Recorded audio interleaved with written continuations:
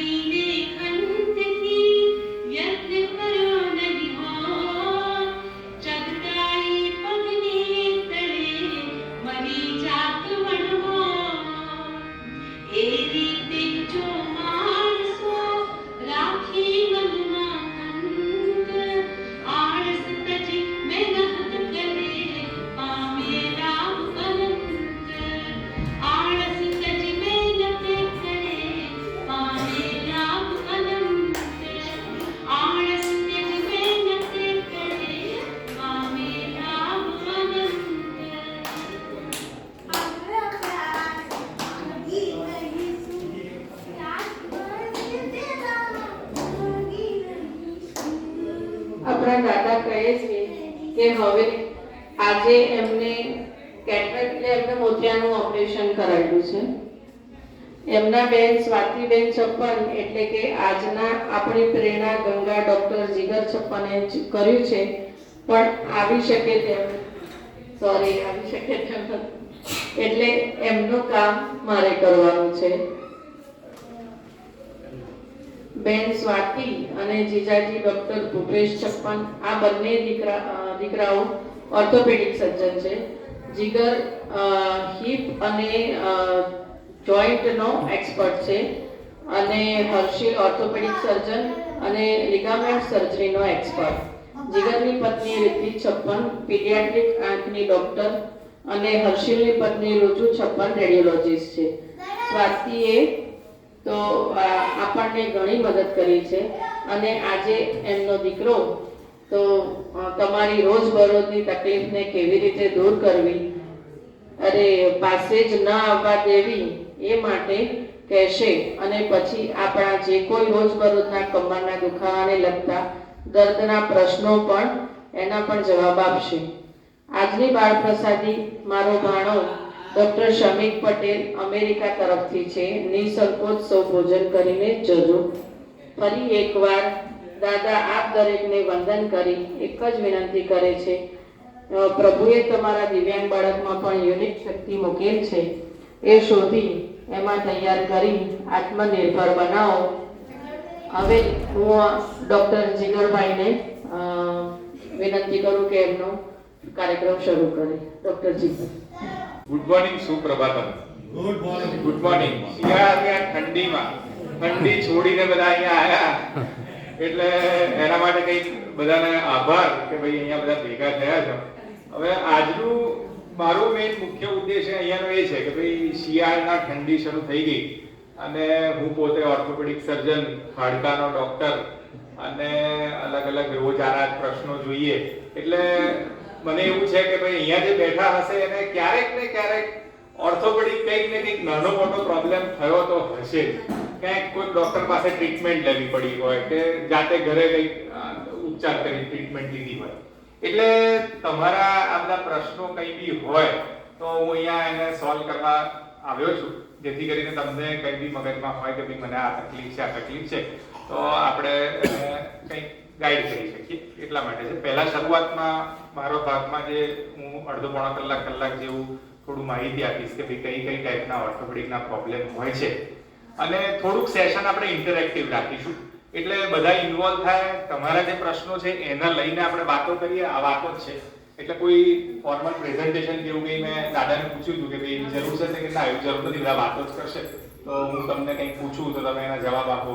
એની સાથે સાથે હું સંકળાઈને તમને શું ઓર્થોપેડિક મેડિકલ જવાબો આપી શકું એ રીતે આપણે આગળ વધીએ તો બધાને મજા આવશે.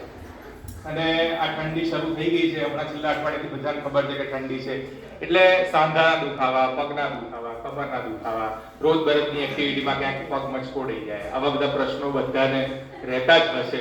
એટલે તમને ક્યારેય બી કંઈ વચ્ચે બી એવું લાગે કે કંઈ પૂછવું છે તો મને અટકાવીને તરત પૂછી શકો, પછી આપણે આગળ વધીશું. બરાબર?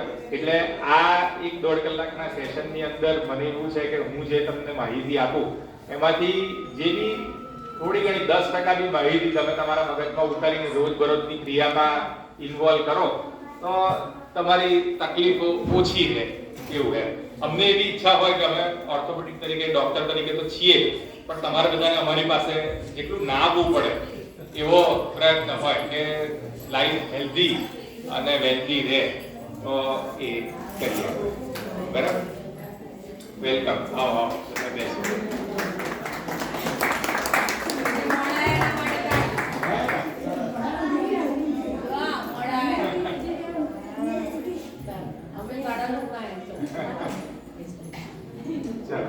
અને જેટલું બધા ઇન્વોલ્વ થશે એટલી મજા આવશે વધારે બધાને અને મને બી. ઓકે, હવે એક સૌથી પહેલો પ્રશ્ન હું તમને પૂછીશ કે ભાઈ ઓર્થોપેડિક એટલે તમારા મગજમાં શું આવે કે ભાઈ ઓર્થોપેડિક એટલે શું તકલીફ હોય? કોઈ બી બંને કઈ બોલો. ઓર્થોપેડિક એટલે શું તકલીફ હોય? કઈ હાડકાની તકલીફ, બીજી સ્નાયુની તકલીફ, પછી મસલ્સની, પછી સ્પાઇન, અને સૌથી મોટી કમ્પ્લેન્ટ, સૌથી એક જ કમ્પ્લેન્ટ બધાને શું હોય? ની. અને ની કરતા દુખાવો કોઈ ના ગમે કે ભાઈ દુખે છે, સવાર ઉઠ્યા અને દુખાવો શરૂ થયો એટલે આપણો દિવસ બગડ્યો એવું આપણને લાગે. એટલે ઓર્થોપેડિકમાં કઈ રીતે આવે કે આપણું આખું શરીર છે એમાં 206 હાડકા છે. હાડકા એ જીવાદોરી છે, એની આજુબાજુ સ્નાયુઓ હોય અને બે હાડકાને કનેક્ટ કરે સાંધા કહેવાય. સાંધાની અંદર ગાદી હોય, ગાદી એટલે કુશન જેવું કામ કરે. બે હાડકાની વચ્ચે જ્યારે મૂવમેન્ટ થાય ત્યારે કુશન તરીકે ગાદી હોય એટલે જર્ક ના લાગે. સ્નાયુઓ જે હોય એ હાડકાની મૂવમેન્ટ કરે. જેમ કે આપણે પગ હલાવીએ છીએ તો જે આ મસલ્સ એટલે સ્નાયુઓ છે એ મૂવમેન્ટ કરે, અને લિગામેન્ટ એ બંને હાડકાને પકડી રાખે, જકડી રાખે, એ લિગામેન્ટ કહેવાય. અને સાંધા એટલે કે ઘૂંટણનો સાંધો, ખભાનો સાંધો, કમરના મણકાનો સાંધો, થાપાનો સાંધો, આ બધાની અંદર એક ઓઇલ જેવું ફ્લુઇડ હોય. સાદી ભાષામાં આપણે કોઈ બી એન્જિન કે સ્કૂટર, ગાડી એને સારી રીતે ચલાવવી હોય તો રેગ્યુલરલી સર્વિસમાં શું કરીએ? ઓઇલ ચેન્જ કરીએ. એટલે બોડીની એવી મિકેનિઝમ છે કે ઓઇલ નવું બનાયા જ કરે. એટલે એ અંદર સાંધાનું ઓઇલ એટલે લુબ્રિકેશન. હવે શિયાળામાં બધાને પ્રશ્ન થાય શિયાળામાં કેમ દુખાવો વધી જાય? તો બેઝિકલી શિયાળામાં શું થાય કે જોઈન્ટ છે, જોઈન્ટનું ફ્લુઇડ છે ને થીક બની જાય, જાડું બની જાય. એટલે જે એની લુબ્રિકેશન મૂવમેન્ટ થવી જોઈએ ને એ ના થાય. એટલે બધા પ્રશ્ન થાય કે ભાઈ સવારે ઉઠીએ ત્યારે સાંધા ચકરાઈ જાય છે, હાથ પગના સાંધામાં આમ ઊભા થવામાં તકલીફ પડે છે. એટલે આ શિયાળામાં થવાનું કારણ કે સાંધા ચકરી જાય.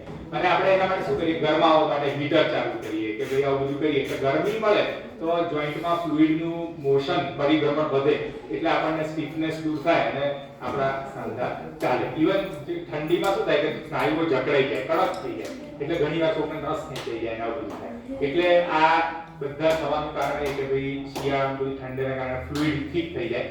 અને એના કારણે જ્યારે બી શરીરમાં એવી મિકેનિઝમ છે કે કંઈ બી તકલીફ પડી કે ભાઈ કંઈ બી પ્રોબ્લેમ આવ્યો એટલે એને દુખાવા સ્વરૂપે તમારી તરફ સિગ્નલ આપે કે ભાઈ કંઈ બી દુખાવો થયો એટલે મીન્સ કે ભાઈ અહીંયા કંઈ તકલીફ છે, તમે એને ધ્યાન આપો અને એની કોઈક રીતે કાળજી લો. કઈ રીતે કે ભાઈ કઈક કારણસર દુખાવો થયો હોય એને અમુક વસ્તુ અવોઇડ કરો, કાં તમારા ડોક્ટર પાસે જાઓ કે ફિઝિયોથેરાપિસ્ટ પાસે, ગમે તેના પાસે જઈ અને એને એક્ટિવ રાખવા માટે પ્રયત્ન કરો. એટલે દુખાવો એક સિગ્નલ છે બોડીને, એ ભાગને સાચવવાનો છે. એટલે દુખાવો એ એની સિગ્નલ. તો કદાચ બધાને ખબર હશે કે વોટ ઇઝ ઓસ્ટિયોપોરોસિસ. ઓસ્ટિયોપોરોસિસ એટલે શું? બધાએ સાંભળ્યું હશે કે ઓસ્ટિયોપોરોસિસ એટલે હાડકા પોચા પડી જવા. મેઈન હાડકામાં આપણને ખબર છે કે ભાઈ કેલ્શિયમ હોય, કેલ્શિયમ થી હાડકા મજબૂત થાય.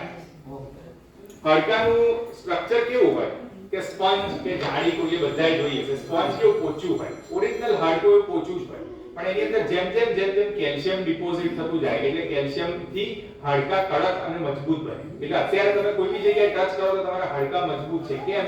કારણ કે એ એકદમ સ્ટ્રક્ચર, સોલિડ સ્ટ્રક્ચર બની ગયું છે. બાળકો જેમ મોટા થાય, બાળકોની શરૂઆતની લાઈફમાં ઇલાસ્ટિસિટી વધારે હોય છે. નાના બાળક હોય તો તમે મસાજ કરો અંદરની તમને ખબર પડે કે હાર્ડનેસ એવી નથી, પણ જેમ દૂધ આપો, અને દૂધ એ સૌથી બાળકનો સૌથી પહેલો ખોરાક શું? દૂધ. અને આપણે શરૂઆતના વર્ષોમાં શું ધ્યાન આપીએ કે બાળકને દૂધ સૌથી વધારે મળે, અને દૂધ એ સૌથી મોટો કોર્સ કેલ્શિયમ. એટલે કેલ્શિયમ જેમ 18 વર્ષની લાઈફ સુધી બોડીમાં, હાડકામાં ડિપોઝિટ થતું જશે, ભરાતું જશે, હાડકા મજબૂત થતા જશે. શરૂઆતની લાઈફમાં જેટલું કેલ્શિયમ લીધું, હાડકા જેટલા મજબૂત થયા, એટલો જ સપોર્ટ આપણને આગળની જિંદગીમાં વધારે મળતો રહેશે. એટલે એ કેલ્શિયમ હાડકામાંથી ઓછું થઈ જાય એ એનું નામ ઓસ્ટિયોપોરોસિસ. સાદી ભાષામાં હાડકા પોલા પડી જાય. એટલે સ્પોન્જ જેવું સ્ટ્રક્ચર છે એમાંથી કેલ્શિયમ ઓછું થાય. જેમ કેલ્શિયમ વાપરતા જઈએ એમાં અંદરથી ઓછું થતું જાય એટલે હાડકા પોલા પડી જાય. અને હાડકા પોલા પડે એટલે શું થાય? બધાને ખબર છે શું થાય? ઓસ્ટિયોપોરોસિસ. હાડકા પોલા પડી ગયા, વીક પડી ગયા તો શું થવાની શક્યતા? ઉંમર હોય અને આપણને ખબર છે, ઘણા બધા સાંભળ્યું હશે કે શું થાય?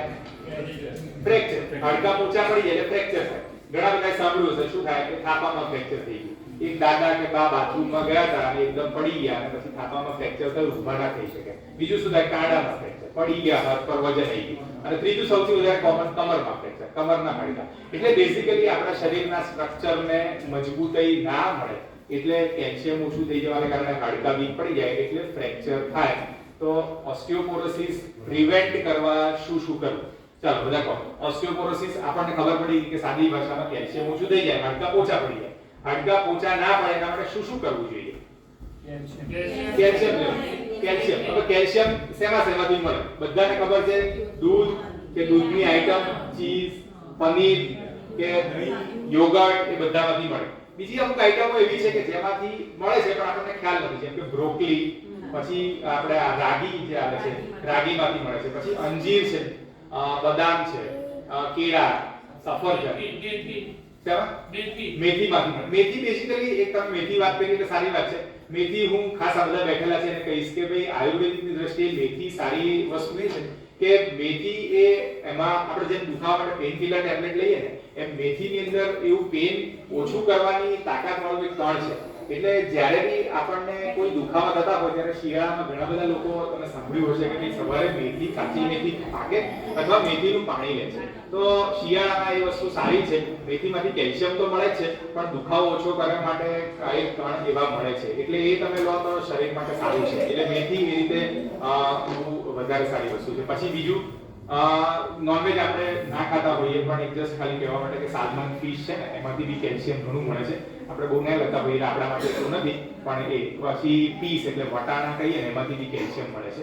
સોયાબીન, પછી સરગવાની શીંગ હોય એમાંથી બી કેલ્શિયમ મળે. એટલે આ બધી ઘણી બધી આઈટમ છે કે જે આપણા ઘણા બધા લોકો આજે, હવે પહેલા એવું નહોતું પણ આજકાલ મેં એવું સાંભળ્યું છે ઘણા બધા પેશન્ટ આવે કે અમને દૂધ નથી સકતું એટલે અમે દૂધ નથી લેતા.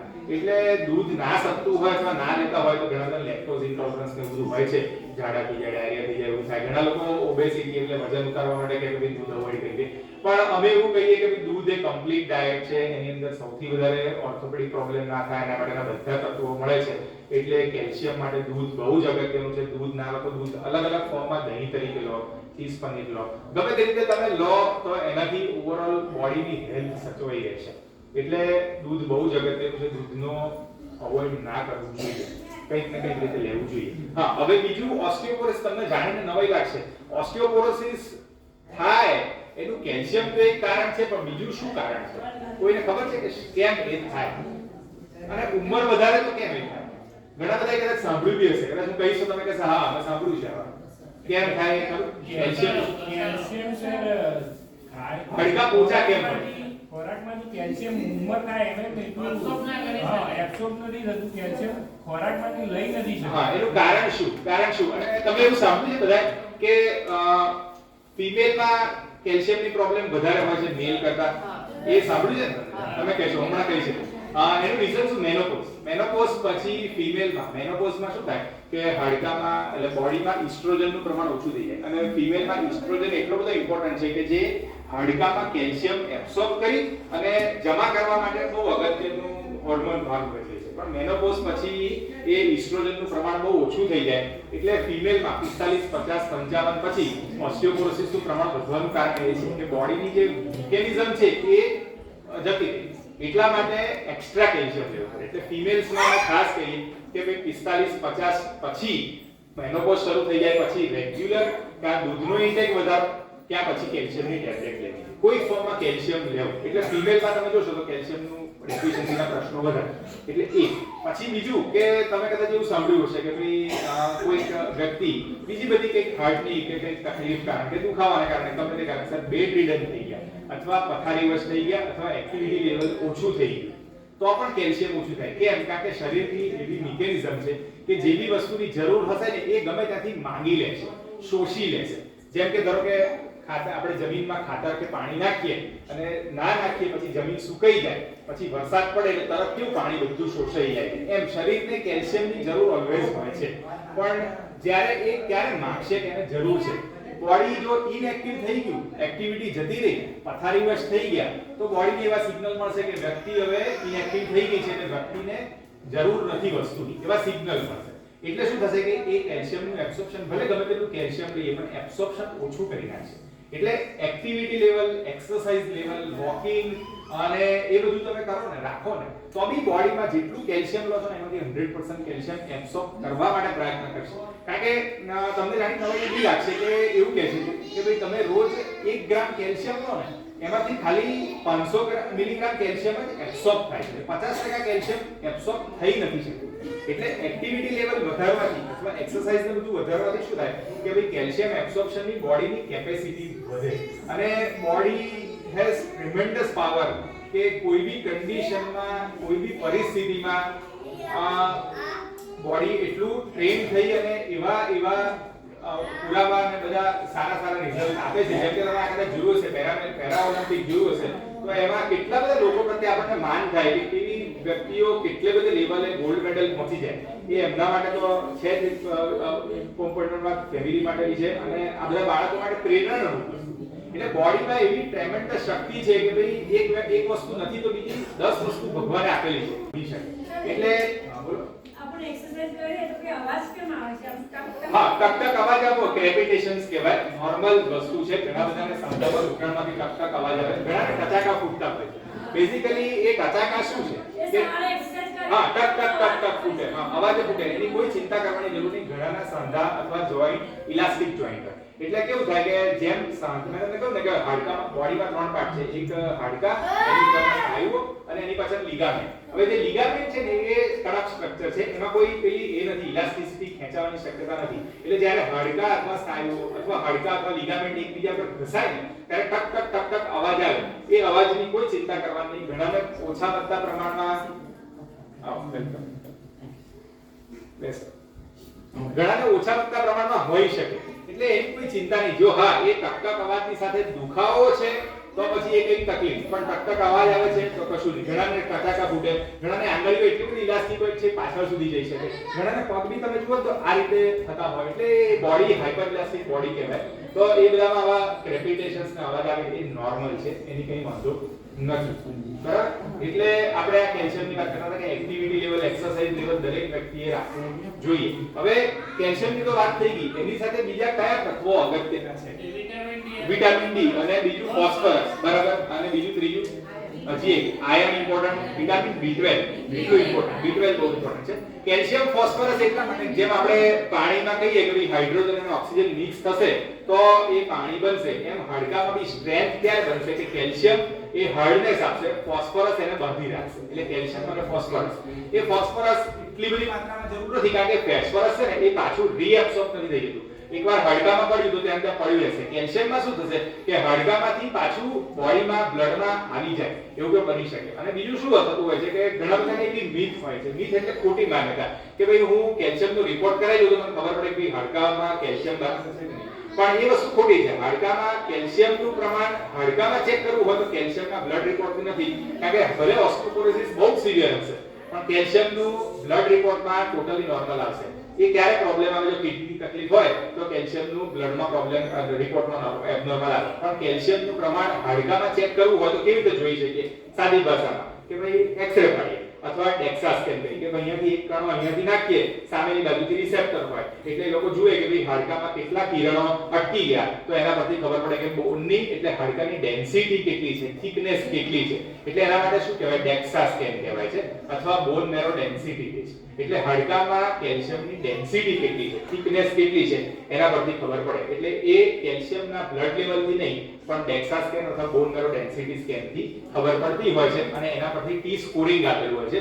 નોર્મલી અમે જોયું છે, આપણા માટે નથી સારી વાત જાણવાની કે ભાઈ નોર્મલી ટી સ્કોર +2.5 થી -2.5 એ રેન્જ છે કે ભાઈ હોય 2.5 એટલે બેસ્ટ, -2.5 એટલે વર્સ્ટ. ખરા?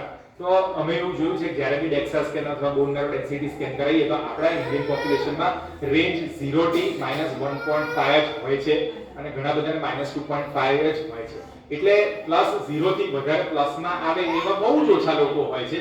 એટલે ઓવરઓલ આપણા બોડીની કેલ્શિયમ ડેન્સિટી બહુ ઓછી હોય છે. એ સારી વાત નથી. એટલે કઈ ને કઈ રીતે કેલ્શિયમ સપ્લિમેન્ટ્સ કન્ટિન્યુઅસ લેવા અને ધ્યાન રાખીને વસ્તુ લેવી એ બહુ જ અગત્યની વાત છે. બીજું કે આપણી જે પ્રકારની લાઈફસ્ટાઈલ અથવા પરિસ્થિતિ અથવા જે પ્રકારનું ડેલી રૂટીન છે એ પ્રમાણે મેં જોયું છે કે ભાઈ લેબર વર્ક આપણે નથી. We are not service oriented people. કે ભાઈ બેઠક વાળું એટલે સિટિંગ જોબ અથવા સિટિંગ એક્ટિવિટી વધારે હોય છે. ડેલી વજન વાળું લેબર વર્ક કહીએ કે વજન ઉચકવાનું ને જે ખેતરમાં કામ કરે મજૂરો એવી ટાઈપનું આપણું કોઈનું વર્ક એટલું બધું નથી હોતું. એટલે આપણા હાડકા એટલા સ્ટ્રોંગ નથી હોતા. એટલા માટે આપણે કેલ્શિયમ ઇન્ટેક રેગ્યુલરલી વધારે રાખવો પડે છે. અમારી પાસે ઘણા બધા પેશન્ટો આવે અને જે ખરેખર ગામડામાંથી અને ખેડૂત હોય કે મજૂર હોય એવા પેશન્ટોને અમે જ્યારે હાડકાને ઓપરેશન કરીએ ત્યારે બી અમને ફીલ થાય કે ખરેખર એટલા સ્ટ્રોંગ હોય છે. કારણ કે અમારું કામ એ કે હાડકાને કેવી રીતે મેનેજ કરવા. તો અમારે ડ્રીલ બી કરવું પડે. તો ડ્રીલ કરીએ તો અમને ખબર પડે કે હાડકા એટલા બધા સ્ટ્રોંગ હોય છે જે આપણા અમદાવાદના લોકોમાં નથી જોવા મળતું. એનું રીઝન કે આપણા બધાની સિટિંગ જોબ વધારે છે, પ્રોફેશન ગમે તેનો કે એનું કારણ એ છે કે એટલું એક્ટિવિટીને કારણે હાડકા મજબૂત નથી. એટલે આપણે કોન્શિયસ એફર્ટ કરીને કેલ્શિયમ ને સપ્લિમેન્ટ્સ બધા લેવા પડતા હોય છે. એટલે હું આજે ખાસ એ કહીશ કે ભાઈ બધાએ એક નિયમ લેવો કે રોજ કોઈને કોઈ રીતે દૂધ અથવા દૂધની આઈટમ કે કેવી એટલીસ્ટ 250 થી 500 ml દૂધ શરીરમાં જાય છે કે નહીં એવો એક સંકલ્પ રાખો. ગમે તે રીતે ચા પીઓ, કોફી પીઓ, ઘણાને કોઈ અંદર દૂધમાં કંઈક નાખવું પડતું હોય તો નાખી પીઓ, હવે ફોર્મમાં લો પણ એ લો તો હાડકા મજબૂત રહેશે, તો આગળ જતા તકલીફો નહીં થાય. કારણ કે જો હાડકા પોચા છે તો આગળ જતા ફ્રેક્ચર થયું તો હેરાનગતિ, દુખાવા થયા તો હેરાનગતિ, કમરમાં દુખાવો થયો તો હેરાનગતિ, સહન પણ કરવાનું આપણે. એના કરતા એ સહન કરવામાં ના આવવું પડે એના કરતા પ્રિકોશન લઈએ વધારે સારું. એ તકલીફ એ સ્ટેજ સુધી પહોંચીએ જ નહીં. એ સ્ટેજે પહોંચો તો અમે બધા તો બેઠા છે ટ્રીટમેન્ટ કરવા માટે, પણ સહન તો બધાએ તમારે જ કરવાનું છે. એટલે એ સહન ના કરવું પડે એટલા માટે એક નિયમ છે. એમાં એબ્સોર્બ થઈને ભેગું તો થશે પણ એની સાથે સાથે એને હાડકામાં ભરાવવા માટે અગત્યનું તત્વ શું? Vitamin D3. વિટામિન D3 શું કરશે કે જેટલું કેલ્શિયમ આપણે લીધું એમાંથી મેક્સિમમ એબ્સોર્બ કરી અને હાડકાની અંદર પૂરશે. એટલે વિટામિન D કેવી રીતે મળે છે? નોર્મલી વિટામિન D ખોરાકમાંથી નથી મળતું. એટલે સવારનો અથવા સાંજનો કુમળો તડકો, સવારે 7 થી 8 કે 8:30 સુધી ગણી અથવા સાંજે 6 થી 7 તો સૂર્યપ્રકાશ ડાયરેક્ટ સનલાઇટ મળશે તો એમાંથી કેલ્શિયમ એબ્સોર્બ થઈ અને આપણા શરીરમાં જમા થશે, એનો સ્ટોર થશે. એટલે બાળકોમાં તમે જોયું હોય તો બાળકોને રમવાની ખૂબ આદત હોય છે, એટલે બહાર રમતા હોય એટલે એ લોકોમાં વિટામિન D3 ઓટોમેટિકલી બનતું હોય. પણ હવે આપણે બહાર નીકળવાનું ઓછું થઈ જાય, ટ્રાફિક, પોલ્યુશન, ગમે તે કારણસર, એટલે આપણને બી વિટામિન D3 નો સોર્સ નથી મળતો. એટલે આપણે બી જરો કે વિટામિન D3 નો રિપોર્ટ કરાવીએ તો બહુ જ ઓછું આવે. એટલે પછી વિટામિન D3 ઓછું થશે તો કેલ્શિયમ જેટલું એબ્સોર્બ થવું જોઈએ એટલું નહીં થાય. એટલા માટે વિટામિન D3 સપ્લિમેન્ટ્સ અમે સજેસ્ટ કરીએ કે ભાઈ બેસ્ટ વસ્તુ આપણે બહાર જઈએ કે ના જઈએ નથી જઈ શકતા. બીજું કે આપણે ચલો અત્યારે શિયાળો છે, આપણને એમ થાય કે એક્સરસાઇઝ કરવા માટે સવારે નીકળીએ પણ ઠંડીના કારણે આપણે સ્વેટર પહેરીને જઈએ, ટોપી પહેરીને જઈએ તો આપણો કોઈ શરીરનો ભાગ ડાયરેક્ટ સનલાઇટ થી એક્સપોઝ નથી થવાનો કે જેથી કરીને વિટામિન D3 બને. એટલે વિટામિન D3 ના બને તો બી નુકસાન. એટલે અમે એવું સજેસ્ટ કરીએ કે ભાઈ સિમ્પલ રસ્તો વિટામિન D3 ની સિરપ લઈ લો. એના શોર્ટ્સ આવે છે 60,000 વાળા, દર અઠવાડિયે કે દર 15 દિવસે એક રેગ્યુલર કોર્સમાં લેવાનું તો કેલ્શિયમનું એબ્સોર્પ્શન વધશે. અને બીજું સ્નાયુની તાકાત માટે, મજબૂતી માટે વિટામિન D ઇમ્પોર્ટન્ટ છે.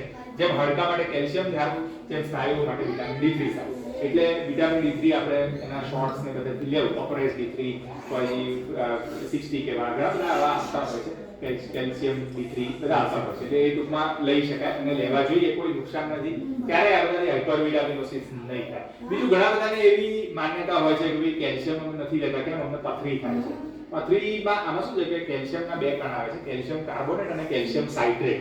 તો કેલ્શિયમ સાઇટ્રેટ એ વોટર સોલ્યુબલ સબસ્ટન્સ છે એટલે એનાથી ક્યારેય પથરી થતી નથી. એટલે જેને પથરીનો પ્રશ્ન હોય એ કેલ્શિયમની દવાઓ લો તો કેલ્શિયમ સાઇટ્રેટ લો તો પછી પ્રશ્ન ના આવે. એટલે એ એક વસ્તુ છે. બીજું વિટામિન B12 બહુ ઇમ્પોર્ટન્ટ છે. જેમ સ્નાયુઓ, હાડકા, ત્રીજી ભાગ નસ એટલે જોડી નસ, આપણા શરીરની બધી નસો જે સપ્લાય કરે, કરંટ કરે, તો એના માટે વિટામિન B12 બહુ ઇમ્પોર્ટન્ટ છે. એટલે ઘણા બધાને એવા પ્રશ્નો સાંભળતા જોવા મળે છે કે ભાઈ પગમાં ઝંઝણાટી ચડે, ખાલી ચડે, અથવા ઘણીવાર બેઠા હોય ઊભા થાવ તો પગની નસ રહી જાય, પછી ઘણીવાર અહીંયા રાતના ભાગમાં ગોટલા ચડી જાય, એકદમ ઉઠી જવું પડે. તો આ બધાનું કારણ વિટામિન B12 છે. અગેન વિટામિન B12 આપણા વેજીટેરિયન ડાયટમાંથી મળતું નથી. અને બીજું હવે આપણે આરો જેમ બધા આરો વોટર આવી ગયું, કારણ કે હાર્ડ વોટર બોર ફ્લેટમાં બધા જવા માંડ્યા તો ફ્લેટમાં બોર સિવાય પાણી મળે નહીં એટલે બોરનું હાર્ડનેસ ઓછી કરવા માટે બધા આરો વોટર લે. આરો વોટરમાં વિટામિન B12 બહુ જ ઓછું થઈ જાય છે. એટલે વિટામિન B12 એફિશિયન્સી એ આપણા માટે એક જ સોર્સ છે કે પાણી, પણ બોર આરો વોટર હોય તો એ બી જતું રહે છે. એટલે વિટામિન B12 માટે સપ્લિમેન્ટ્સ, ટેબ્લેટ્સ લઈએ, ન્યુરોજિન ફોર્ટ કે મલ્ટીવિટામિન. ફોરેન કન્ટ્રીઝમાં એવી રેગ્યુલર પ્રેક્ટિસ અમે જોઈ છે અને ઘણા બધા લોકોએ ફોલો બી કરે છે કે ભાઈ અમુક એજ થાય ને પછી આવી સપ્લિમેન્ટ્સની ટેબ્લેટ્સો રેગ્યુલરલી લેતા હોય છે. એટલે એ આપણા હજી એટલી બધી અવેરનેસ નથી, પણ રાધર હું એવું કહીશ કે ભાઈ ટેબ્લેટ્સ લેવી ને એના કરતા નેચરલ સોર્સમાંથી જ્યાં બી જે બી વસ્તુ મળતી હોય એ લો તો વધારે સારું. ટેબ્લેટ્સ તો છે ને બધી આખી જિંદગી તકલીફ પડે તો લેવાની છે.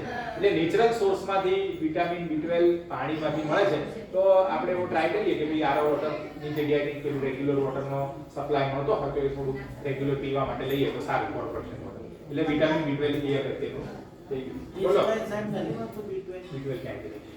વેજીટેરિયન ડાયટમાં નથી મળતું કોઈ જગ્યાએથી નહીં, કોઈ જગ્યાએથી નહીં. એટલે વિટામિન B12 ના સપ્લિમેન્ટ્સ અમે લઈએ એટલે એના માટે ટેબ્લેટ અને મેઇન પણ જે હાડકા માટે ઇમ્પોર્ટન્ટ છે કેલ્શિયમ, વિટામિન B12 અને D3 એટલે એવી ટેબ્લેટ્સ બી આવે છે કે તેમાં બધું આવી જાય. રોજ એક ટેબ્લેટ લો કેલ્શિયમ, વિટામિન B12, D3 લો તો બધું સપ્લિમેન્ટ આવી જાય, ત્રણે આવી જાય. એટલે એ પછી મળી જાય. બરાબર. એટલે આ વાત થઈ કે હાડકાની હેલ્થ સારી રાખવા માટે શું કરવું, તો ડેઈલી એક્સરસાઇઝ, હું એવું સજેસ્ટ કરીશ કે half an hour daily exercise કરો. કઈ કસરત કરવી ઘરે એ હું તમને બતાવીશ, પણ વોકિંગ કે સાયકલિંગ કે એ કરો એના જેવી બેસ્ટ એક્સરસાઇઝ કરશો. 1.5 કલાક વોકિંગ કરો તો શું સનલાઇટ બી મળી જાય, રેગ્યુલર એક્સરસાઇઝ બી થાય, બોડી એક્ટિવ બી રહે, સંડા સ્ટીફનેસ નહીં થાય, અને દૂધ ને એવું પીવું. બોલો. વોકિંગ કરવાથી ઘસારો વડે નહીં ના, ઘસારા માટેની વાત કરીએ તો ઘસારો વોકિંગ થી નથી વધતો. અમે એવું કહીએ કે ભાઈ વોકિંગ કરશો તો કઈ વાંધો નહીં, સાયકલિંગ કરશો તો વાંધો નહીં, જોગિંગ નહીં કરવાનું, ફાસ્ટ વોકિંગ અથવા ટ્રેડમિલ પર વોકિંગ એ નહીં કરવાનું. કારણ કે ઘસારો એવી વસ્તુ છે કે જ્યારે સ્ટ્રેસ બહુ વધારે પડશે ને, હાડકા પર જોર પડશે ને, ત્યારે જ એ ઘસાશે અને વધશે નહીં. આમાંથી ચાલુ જ છે પછી આપણે એવી રીતે ચાલીએ તો ના, ચાલવાથી નહીં થાય, 100% નહીં. ચાલવાથી ઘસારો નહીં વધે. ખાલી ઘસારો હશે તો પ્રોબ્લેમ શું થશે કે ચાલશો એટલે તમને દુખાવો થશે. એના માટે નીકેપ પહેરી ચાલવાનું કે દુખાવો ના થાય. પણ ચાલવાથી કે સાયકલિંગ કરવાથી ઘણા એવું કરીએ કે ચલો ચાલવાથી નથી તકલીફ પડતી, દુખાવો થાય છે તો સાયકલિંગ કરો. સાયકલિંગ કઈ કે આપણને રોડ સાયકલ ના ફાવે તો જીમમાં કે બધે સ્ટેટિક સાયકલ હોય છે તો એ કરો તો શું થાય, સાયકલથી ફાયદો શું થશે કે પગ પર વજન નહીં આવે અને પણ મૂવમેન્ટ થશે એટલે એક્સરસાઇઝની એક્સરસાઇઝ પણ થશે અને દુખાવો નહીં થાય. અને ચાલવાથી ઘસારો નહીં વધે એ 100% ની વાત છે. ઘસારો કેવી રીતે વધે એ આપણે વાત કરીએ એટલે એ આખી ડિટેલ એના પર જતો રહું પાછો. એટલે હવે એક આ ઓસ્ટિયોપોરોસિસ ની હા બોલો. ફ્રીક્વન્ટલી જે ડાયટમાં તો મિલ્ક કહી રહ્યો છું લેવાનું, તો મિલ્ક જે અમૂલનું આપણે લઈએ પ્યોર ખરું, કેમ કે એમાં ફિલિંગ તો પાવડર વાળી જ આવે છે. ના, બેઝિકલી અમૂલનું પ્રોડક્ટ છે ને એની અંદર એ લોકોને મલ્ટીપલ જે આવે છે શક્તિ ને ગોલ્ડ ને બધા એ લોકો ફેટ કન્ટેન્ટ રિડ્યુસ કરે છે, પણ બેઝિક કન્ટેન્ટ જે કહીએ ને કે કેલ્શિયમ તો એ તો તમને મળી જ જાય. જે ફેટ પ્રોબ્લેમ છે ને કે ભાઈ ફેટનો પ્રોબ્લેમ એ રિડ્યુસ થતો જાય છે કે ભાઈ ગોલ્ડ હોય કે શક્તિ હોય કે તાજા હોય કે ગાયનું ઘી એ બધામાં ફેટ કન્ટેન્ટ એ લોકો રિડ્યુસ કરે. પણ કેલ્શિયમ તો આઈ ડોન્ટ થિંક સો. ના, પાવડર હોય એવું નથી. ચલો કદાચ માનીએ કે પાવડર હશે, પણ પાવડર એ બેઝિકલી ફોર્ટિફાઈડ એટલે કેલ્શિયમ વાળું સપ્લિમેન્ટ તો હોય એટલે કદાચ તમને એમ લાગે કે ભાઈ પાવડર જેવી ફીલિંગ આવે છે પણ કેલ્શિયમ તો હશે જ એની અંદર. કદાચ પાવડર હશે ને તો અમુક સબસ્ટન્સ જેમ કે ફેટ કાઢી નાખ્યું છે અથવા પ્રોટીન કાઢી નાખ્યું છે, પણ બેઝિક કેલ્શિયમ સબસ્ટન્સ પાવડરમાં હશે. જેમ કે ઘણા બધા લોકો મિલ્ક પાવડર લેતા હોય છે, તમે જોયું કે ભાઈ પાવડર એટલે સીધું પાણી વગાડીને ઇન્સ્ટન્ટ મિલ્ક જેવું, પણ એમાં કેલ્શિયમ તો હશે. બાકી બધી વસ્તુ કદાચ ઓછી થઈ ગઈ હોય, મલ્ટીવિટામિન ઓછી થઈ ગઈ હોય, એ બધું થઈ ગયું, પણ કેલ્શિયમ તો હશે. ભલે તમે ગમે તેટલું પાણી વાળું કે લો ફેટ મિલ્ક, પણ કેલ્શિયમ તો મળશે જ. અને લાઈક એજ પછી જે તમે કહો છો કે એસ્ટ્રોજન વધે ઘટે એના લીધે, તો આપણે મિલ્ક સિવાય બીજું સપ્લિમેન્ટ લેવું હોય ફિમેલ હા, તો વિટામિન B12 કે B12 D3 ઇનફ. અને જો લોહીના ટકા આયર્ન ઓછું રહેતું હોય, આયર્ન ઓછું લેવાના પ્રશ્નો યુઝ્યુઅલી મેનોપોઝ પહેલા હોય, કારણ કે મેન્સ્ટ્રુએશન પીરિયડ્સમાં આયર્નનો લોસ થાય એટલે એ પહેલા હોય છે, એટલે પછી આયર્ન બહુ જરૂર નથી પડતી, પણ D3 અને કેલ્શિયમ આ ત્રણ સપ્લિમેન્ટ્સ યુઝ્યુઅલી લો ને તો વાંધો નથી આવતો. બાકી પછી general multivitamin A to Z ને મલ્ટીવિટામિન સુપ્રાડી ની બધી ટેબ્લેટ આવે છે, એ બધી કોના માટે છે કે જે લોકોને બેડરિડન છે, તકલીફ છે, હાર્ટની તકલીફ, એના કારણે એક્ટિવિટી લેવલ ઓછું થઈ ગયું છે, ન્યુટ્રિશન લેવલ ઓછું થઈ ગયું છે, જેમ કે પાચનનો પ્રોબ્લેમ છે, પાચન થતું નથી અને ખવાતું નથી, ખોરાક જોઈએ એવો લેવાતો નથી, એ બધા માટે ન્યુટ્રિશન સપ્લિમેન્ટ્સની જરૂર પડે. પણ જે લોકોનો રૂટીન ડાયટ લેવાય છે પણ કેલ્શિયમ નથી મળતું અને એવા માટે ખાસ મિલ્ક કે મિલ્ક પ્રોડક્ટ અને વિટામિન B12 મેં જે કહું કે નથી મળતું,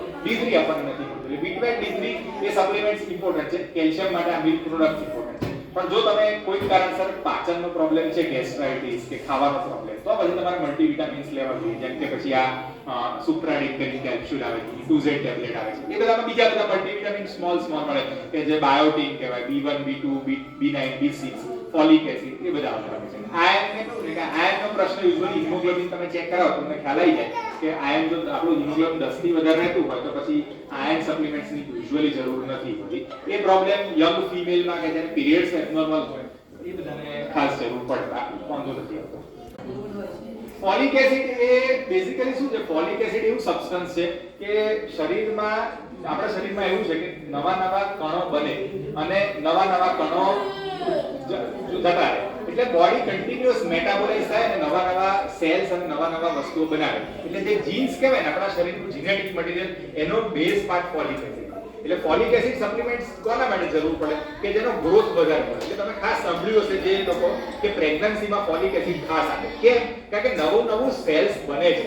યુઝ્યુઅલી અમુક એજ નીકળી જાય ને 18 પછી તો નવા સેલ્સ બનવાનું ઓછું થઈ જાય, ખાલી એનો ગ્રોથ વધતો જાય. એટલે સેલ્સ જ્યારે બનવાના હોય ને, બોડી વધતું હોય એટલે છોકરાઓમાં પ્રેગ્નન્સીમાં ફોલિક એસિડની બહુ જરૂર છે. એટલે એ ફોલિક એસિડ જેનો ગ્રોથ વધારે હોય ને એમાં જ લેવું જોઈએ. એને ડેલી લઈએ તો વાંધો ના આવે. શું ફોલિક એસિડ નુકસાન કશું નહીં, લેવામાં કઈ વાંધો નથી. ઘણા બધાને અમુક દવાઓ પ્રિસ્ક્રાઇબ કરીને વાની દવાઓ ને બધા સાથે ફોલિક એસિડ અમે આપતા હોઈએ છીએ.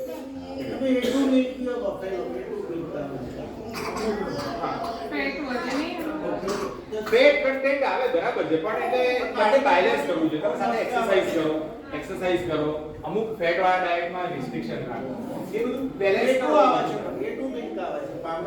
એટલે મારું તો એ જ purpose હતું પૂછવાનું કે મિલ્કની આપણને ખબર છે કે પ્રાયોરિટી આટલી છે આપણી લાઈફમાં અને આપણે બી નાનપણથી પીએ છીએ. પણ અત્યારના મિલ્કમાં એકચ્યુઅલી મિલ્કમાં એ થતું હોય છે, પણ આઈ થિંક કે ભાઈ અમૂલમાં એવું સાવ નથી. હા, તમે આઈડિયલી જે ગામડામાં ગાયનું પ્યોર મિલ્ક લો, દેશી મિલ્ક, એમાં જે નેચરલ કહેવો એ વસ્તુ હવે નથી મળવાની.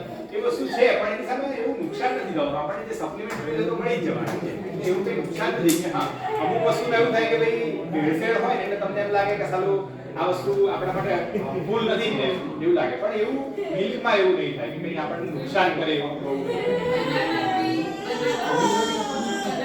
હા, બરાબર. એમાં બી સ્મેલ ડિફરન્ટ એ થોડુંક ઓવરરાઈટ થઈ જાય, બીજું ટ્રાન્સપોર્ટમાંથી આવતા હોય કે બધા લીધે પ્રશ્નો થોડા રહેવાના. પણ ફ્રેશ તમે કેમ તૈયાર તરત ખાઓ તો યુઝ્યુઅલી અમે એવું કરતા હોઈએ છીએ અમારા ઘરે કે ભાઈ બનાના બે દિવસ ખાવા હોય તો લઈ આવીએ, પછી જરૂર પડે તો ફરી લાવીએ. એટલે તમે ફ્રેશ લાવો તો યુઝ્યુઅલી બધા પ્રશ્નો ના આવે. હાઇબ્રિડ વાળો માઇન્ડમાં છે એ વસ્તુ અત્યારે છે ઓર્ગેનિક ને બધું લેવાનું ટ્રાય કરીએ તો અટકી અટકી જાય. છે. પણ હવે એ બધું વસ્તુ થોડું હાઈટ છે, નેચરલ તો આપણને મળી જાય છે, એમાંથી જે મળવાનું છે એટલે મળી જાય ને. 100% મળી જાય, 100%. હા હા હા. વસાણામાં basically they are all rich in high diet, high calorie, પછી હાઈ વિટામિન્સ, મલ્ટિપલ વિટામિન્સ ને બધું મળે. એટલે એક તો શું છે કે બેઝિકલી વસાણા પચાવવા માટે શરીરને મેટાબોલિઝમ વધારવું પડે. એટલે કેવું છે કે બહારથી આપણને ઠંડી મળે છે, શરીરમાં ગરમાવો ઉત્પન્ન થાય. એટલે વસાણા ખાવાનું પર્પઝ શું છે કે હાઈ કેલરી અને હાઈ વિટામિન્સ વાળા ડાયટ છે. એટલે બોડી મેટાબોલાઇઝ કરવા માટે એને એક્ટિવ થશે. એક્ટિવ થશે એટલે શરીરમાં થોડી ગરમી ઉત્પન્ન થશે. એટલે ધેટ ઇઝ ધ રીઝન. અને એમાંથી તમને બધા સપ્લિમેન્ટ્સ વધારે મળે. એટલે વસાણા ખાવાની પાછળનો પર્પઝ એક જ છે કે બધા મલ્ટીવિટામિન્સ તમે જે રૂટીન ડાયટમાંથી કદાચ નથી લઈ શકતા અને વસાણામાંથી તમને મળી જાય. અને they are highly rich in vitamins. અને બીજું મેટાબોલિઝમ બોડીનું વધે એટલે શરીરની પાચન શક્તિ વધશે એટલે શરીરમાં ગરમાવો ઉત્પન્ન થશે એટલે તમને સ્ટ્રેન્થ એક લાગશે શરીરમાં. એનું કારણ એ વસાણા.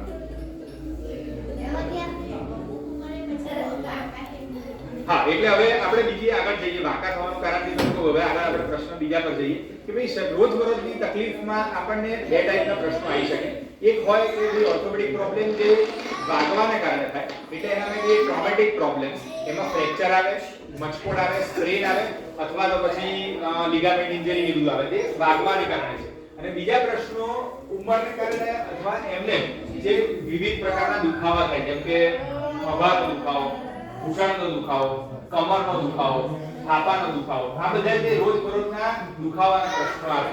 હવે મેઈન આપણા જીવનના બે મેઈન ઓર્થોપેડિકની રિલેટેડ પ્રશ્નો જોઈએ તો 70 થી 80% લોકોને બેક પેઇન અને 50% લોકોને ની પેઇન હોય છે. એટલે આપણે બે વાત કરીએ ડિટેલમાં કે ભાઈ સૌથી પહેલા આપણે ની પેઇનની વાત કરીએ. તો વાંકા તમે બે રીતે થઈ શકો. એક કમરથી વાંકા થઈ જાવ અને બીજું ઘૂંટણથી આ રીતે વાંકા થઈ જાવ. બરાબર? એટલે એક ની પેઇનનો પ્રશ્ન છે, એક બેક પેઇનનો પ્રશ્ન છે. પહેલા આપણે ની પેઇનની વાત કરીએ. તો ની પેઇનમાં 50% લોકોને ની પેઇન ક્યારેક ને ક્યારેક થયેલા હોય છે. તો એક વસ્તુ છે ની પેઇન એ ઉંમરને કારણે થતો ઘસારો. એટલે એને કહેવાય આર્થરાઇટિસ અથવા કહેવાય ઓસ્ટિયોઆર્થરાઇટિસ.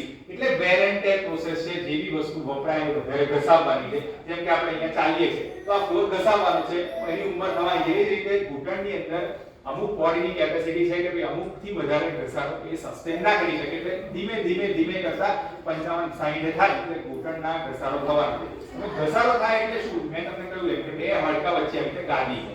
એટલે કુશન વાળી ગાદી. કુશન વાળી ગાદી ઘસાઈ જાય એટલે ઘસારો પડે એટલે પછી પગ આવી રીતે આખા બેન્ડ થઈ જાય અને તમને ચાલવામાં તકલીફ પડે. તમે જોશો તો આમાં કરીને ચાલવું પડે. બીજું શું થાય કે અંદરનું ઓઇલ, મેં તમને જે કહ્યું કે સાંધાની અંદર લુબ્રિકેશનનું ઓઇલ હોય, એ ઓઇલ ઓછું થઈ જાય એટલે એ મૂવમેન્ટ ઓછી થઈ જાય એટલે ઘસારો ધીમે વધે. સાદી ભાષામાં કહીએ તો આપણે આ બારણું હોય, બારણાનો બીજા ગ્રો ઘસાઈ જાય, એમાં કાટ લાગે અને ચૂં અવાજ આવે તો આપણે શું કહીએ કે ઓઇલ પૂરી.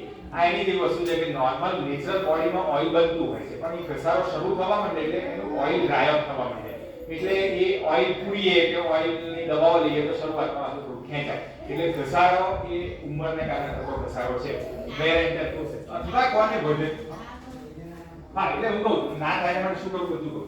હવે ઘસારો નોર્મલી ઉંમરને કારણે વેર એન્ડ ટેર પ્રોસેસમાં થાય છે, પણ ઘણા શું થાય કે કઈ નાની ઉંમરે ઇન્જરી થઈ ગઈ, વાગ્યું હોય, એક્સિડન્ટ થઈ ગયો અને ખ્યાલ ના હોય અથવા માઇનર અવગણ્યું હોય અને પછી ધીમે ધીમે કરતા આગળ 10 વર્ષ પછી આપણને ખબર પડે કે ઘૂંટણમાં તકલીફ થઈ ગઈ. એનું કારણ બી એવું છે કે જ્યારે ઇન્જરી થઈ ત્યારે એટલું બધું ધ્યાન ના આપ્યું અને પછી અંદર ઇન્જરી થવાના કારણે વેર એન્ડ ટેર પ્રોસેસ ચાલુ થઈ ગઈ અને આ વેર એન્ડ ટેર પ્રોસેસ એ સ્લો પ્રોસેસ છે, એટલે ધીમે 10 વર્ષ સુધી આપણને ખબર પડશે કે આ તકલીફ ઊભી થઈ. એટલે અમને કેવી રીતે ખબર પડે કે ભાઈ એ ઇન્જરીના કારણે હશે કે વેર એન્ડ ટેર ઉંમરના કારણે? તો ઘણીવાર ઘણા પેશન્ટ એવા જોઈએ છે કે એક જ પગમાં તકલીફ હોય, ઘસારો સિવિયર હોય, બીજા પગમાં કોઈ તકલીફ ના હોય, એટલે એનો મતલબ કે કઈ ઇન્જરી થઈ હશે એના કારણે આ એક જ પગમાં ઘસારો થયો. જો વેર એન્ડ ટેરના કારણે હશે તો બંને પગમાં ઓછા વધતા પ્રમાણમાં સમાન રીતે થયેલો હશે. હવે ઘણા બધા અમને પૂછે કે ભાઈ આ સાહેબ કેમ થાય અથવા એને અવોઇડ કરવા શું કરવું જોઈએ? તો સૌથી પહેલા કેમ થાય એનો જવાબ એટલો બધો સ્ટ્રોંગલી નથી, કારણ કે આ વેર એન્ડ ટેર પ્રોસેસ છે.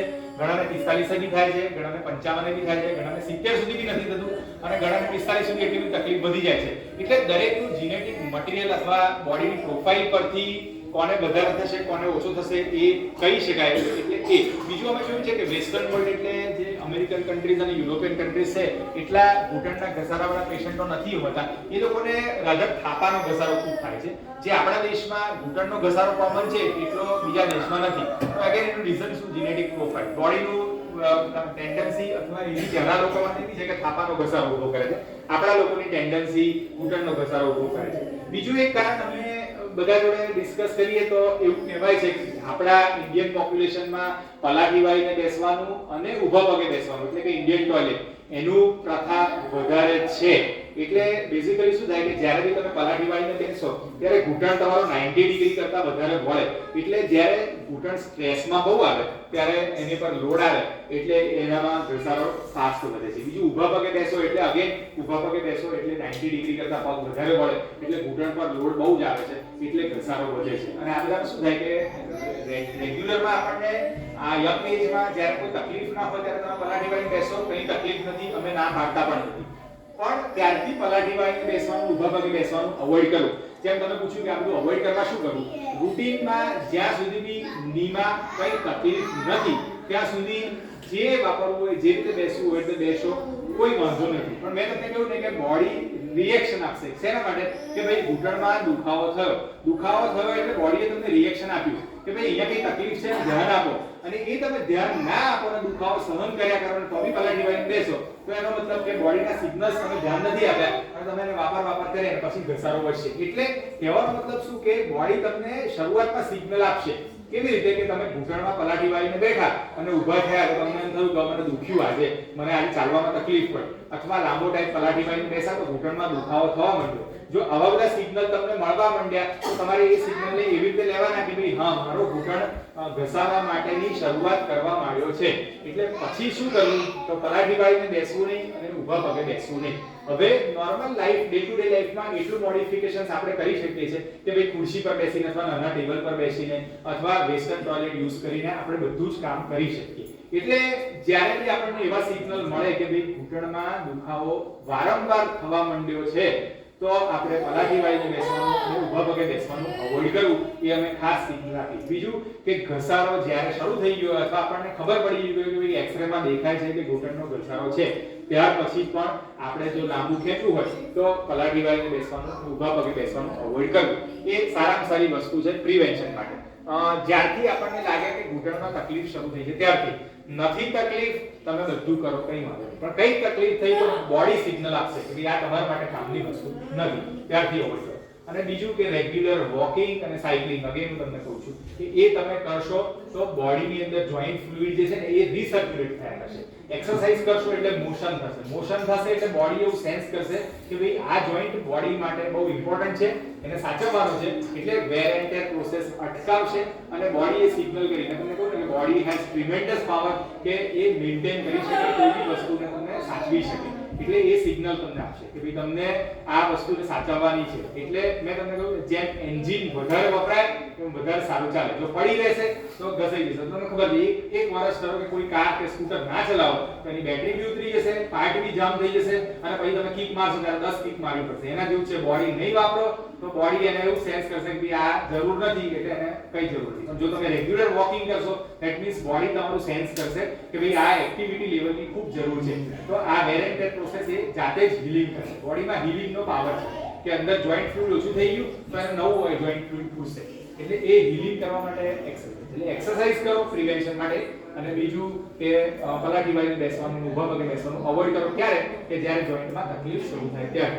આખી અધરવાઇઝ બીજું ત્રીજી વસ્તુ ઇન્જરી નહીં થાય. ઇન્જરી ડેફિનેટલી હવે આપણે નહીં નીકળી શકીએ કે વધારે જલ્દી ઘસાતું.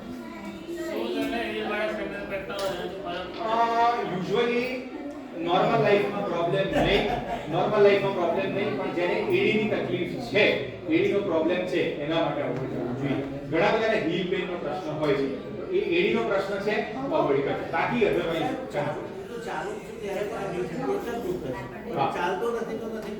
બેઝિકલી એટલે એનો મતલબ કે તમારા બોડીમાં આર્થરાઇટિસની થોડા ઘણા લેવલમાં શરૂઆત થઈ ગઈ છે. એટલે મેં તમને કહ્યું ને કે ચાલવાનું અવોઇડ નહીં કરવાનું, નીકેપ કરીને ચાલો, એમાં કઈ વાંધો નથી. પલાઠી વળીને બેસવાનું, ઊભા પગે બેસવાનું અવોઇડ કરવાનું, બાકી ચાલો કઈ વાંધો નથી.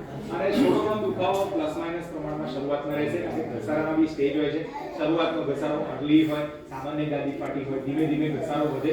લાસ્ટ સ્ટેજ આવતા 10 વર્ષ લાગે. અમારી સાઈડમાં અમે જોયું છે કે જ્યારથી પેશન્ટને કમ્પ્લેન શરૂ થઈ અને એન્ડ સ્ટેજનો ઘસારો યુઝ્યુઅલી 5 થી 10 વર્ષ લાગે. પછી તમારે એને કંઈક કરવું પડે. પણ બાકી તમે બાયંડા જઈને ખેંચી શકો અને walking is not at all avoid કરવું. હા ડેફિનેટ. કંઈક પૂછતા હતા મેડમ? આપણે ચાલીએ વોકિંગ કરીએ તો કેટલા ટાઈમ સુધી કરી શકીએ તો એ સારું? જેટલું તમને કમ્ફર્ટેબલ હોય છે. Ideally 30 minutes recommend. સાયકલિંગ કરીએ આપણે. મેં સાયકલિંગ ને વોકિંગમાં ફરક એટલો જ છે કે સાયકલિંગ એ ઓફ રોડિંગ એક્સરસાઇઝ છે. ટાઈમિંગ નથી. એક્સરસાઇઝમાં ટાઈમિંગ નથી. આઈડિયલી એવું રેકમેન્ડેડ છે કે અઠવાડિયાના 150 કલાક એક્સરસાઇઝ કરો તો ધેટ ઇઝ સફિશિયન્ટ. અને 5 ડેઝ અ વીક કરો તો સફિશિયન્ટ. એવું નથી કે રોજ કરવી, પણ 150 કલાક એ બોડી માટે, હાર્ટ માટે, બધા માટે સારું છે. એટલે 150 કલાક એટલે એવરેજ તમે ગણો તો દિવસનો અડધો કલાક 5 દિવસ અઠવાડિયામાં એવું. એટલે એ તમે મેનેજ કરો તો ધેટ ઇઝ સફિશિયન્ટ. એનાથી પછી ઓવર કરો તો સારું છે, પણ એટલું તો એટલીસ્ટ થવું જોઈએ. અને સાયકલિંગ ને વોકિંગમાં ડિફરન્સ એટલો જ છે કે બંને એક્સરસાઇઝ છે, પણ સાયકલિંગમાં તમારે લોડ નથી આવતો પગ પર, તમારે પગ પર વજન નથી આવતું, ખાલી મૂવમેન્ટ છે. એટલે ઓફલોડિંગ એક્સરસાઇઝ છે. સાયકલિંગ અને સ્વિમિંગ આપણા એટલું બધું આપણે ત્યાં એટલું કોમન નથી એટલે બહુ નથી કહેતો. બાકી સ્વિમિંગ ઓલસો સારી એક્સરસાઇઝ છે કે પગ પર વજન નથી આવતું, શરીરમાં વજન નથી આવતું. ઓફલોડિંગ એક્સરસાઇઝ છે. ત્યારે વોકિંગ એ લોડિંગ એક્સરસાઇઝ છે, એટલે અવોઇડ કરીએ તો સારું. બાકી જોગિંગ ના કરો, રનિંગ ના કરો, ટ્રેડમિલ ના કરો તો કઈ વાંધો નહીં. ટ્રેડમિલ ને જોગિંગ કોના માટે? જેને મસલ્સ બનાવવા છે એ લોકો ફાસ્ટ કરે. બાકી રૂટીન ડે ટુ ડે માં વોકિંગ ઇઝ ફાઇન. સર હું તો ચાલુ જ કરું, મને ચાલવાનું બહુ પછી ગાડી પર બેસું ને તો આ મસલ મારા બહુ દુખે આમ. હા, એટલે મસલ્સ દુખે એનું કારણ મેં તમને કહ્યું ને વિટામિન B12 અને D3 ની ડેફિશિયન્સી હોય તો મસલ્સ. એટલે આમાં કેવું થાય કે બેઝિકલી કેવું થાય, પગ પોળો કરીને તમે બેસો કે એવું થાય કે મસલ્સ સ્ટ્રેચ આઉટ થાય. એટલે બોડીને તમે ચાલો છો તો સારી વસ્તુ છે, પણ ચાલશો તો એના માટે સ્ટ્રેન્થ જોઈશે. અને સ્ટ્રેન્થ માટે શું જોઈશે? એટલે જ કહું કે ઘણા બધા લોકો જેમ આપણે કહીએ ને કે ભાઈ રોજ આપણે નથી ચાલતા, આજે હું એકદમ 10 કિલોમીટર દોડવા માંડો તો મારા પગ દુખાવાના છે. હું રોજ નથી ચાલતો અને આજે પાલીતાણા ડુંગર ચડી જાઉં તો મારા પગ દુખવાના છે. મીન્સ કે આપણું બોડી એ વસ્તુ માટે ટ્રેન નથી. ઘણા બધા લોકો તમારા જૈનોમાં તમને ખબર હશે કે ભાઈ 99 યાત્રા એટલે પાલીતાણા ચડીને આવે છે, ઉતરે છે. એ લોકો કેવી રીતે કરતા હશે કે બોડીને ટ્રેન કર્યું છે. એટલે બોડી હેઝ પાવર કે ભાઈ તમે એને ટ્રેન કરીને કરો. તમે રેગ્યુલર કરશો તો બોડી હશે, પણ એના માટે ટ્રેન કરવા માટે સાથે સાથે સપ્લિમેન્ટ્સની જરૂર પડશે. તો કયા કયા સપ્લિમેન્ટ્સ? પ્રોટીન જોઈએ, એડિશનલ પ્રોટીન. કારણ કે તમે રેગ્યુલર કરતા વધારે એક્ટિવિટી કરો છો તો બોડીનો મસલ માસ બનાવવા માટે રેગ્યુલર પ્રોટીન જોઈએ. અને કેલ્શિયમ, વિટામિન B12 અને D3 અને વિટામિન તમારા કેસમાં હું કહીશ કે તમે જો ચાલો છો તમને સ્નાયુ દુખે એનો મતલબ કે તમે સપ્લિમેન્ટ્સ લો. ના, વધારે જ્યારે ગાડી કરશો ત્યારે સ્ટ્રેચ આઉટ થાય એટલે તમને લાગે તો વિટામિન B12 D3 લેશો તો તમને સારું રહેશે. બરાબર? શું હા, એટલે ઘસારો રોકવા માટે એવું છે તમને ખબર પડી કે ભાઈ આ ઘસારો શરૂ થઈ ગયો, મને દુખાવો શરૂ થઈ ગયો અને એક્સરે માં થોડો ઘણો ઘસારો દેખાય છે, તો અમે નોર્મલી શું કહીએ કે અમુક પ્રકારની એક્સરસાઇઝ કરીએ છીએ. ઘૂંટણની એક્સરસાઇઝ એ હું તમને બતાવું. કોઈને બી અહીંયા બેસે તો બતાવું. ખાલી જે જગ્યા કરો કોઈ અથવા તમે બેસી ખાલી પગ લાંબો કરીને તમને બતાવું કે કઈ એક્સરસાઇઝ કરવી જોઈએ. આમ પગ લાંબો કરીને બેસી શકશો અહીંયા? પગ લાંબો કરીને બેસી જાઓ. પગ ઉપર મૂકી દો, પેલાની ઉપર, એમ નહીં, પગ લાંબો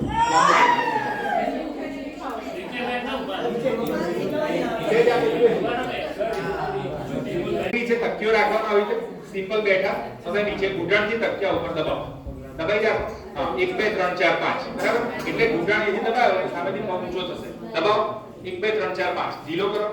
હા, દબાવો. બસ. આ એક્સરસાઇઝ બંને પગે, સિમ્પલ એક્સરસાઇઝ છે, પણ આ એક્સરસાઇઝ દિવસમાં 30 વખત કરો તો સારા ઘૂંટણ રહેશે. એનું કારણ શું કે કદાચ આજે અહીંયા દબાવો એટલે આ ક્વોડ્રિસેપ્સ મસલ છે ને આપણા સ્ટ્રોંગ થશે. એટલે મસલ સ્ટ્રોંગ થશે ને એટલે ઘૂંટણ ઉપર લોડ નહીં આવે.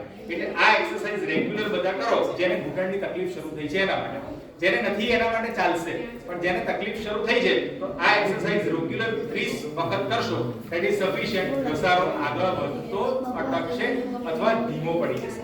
સિમ્પલ એક્સરસાઇઝ છે, સીધા વખતે કરવાની 5-10 મિનિટ લાગે, પણ આ એક્સરસાઇઝ બધા કરો તો બહુ જ વસ્તુ છે. આવી જાઓ. Thank you. યુરિક એસિડ એના પર યુરિક એસિડ આઉટ. હવે ઘસારા વિશે આજે વાત થઈ ગઈ, એક મેં એક્સરસાઇઝ બતાવી જે આ બધા કરો તો સારું છે જેના માટે.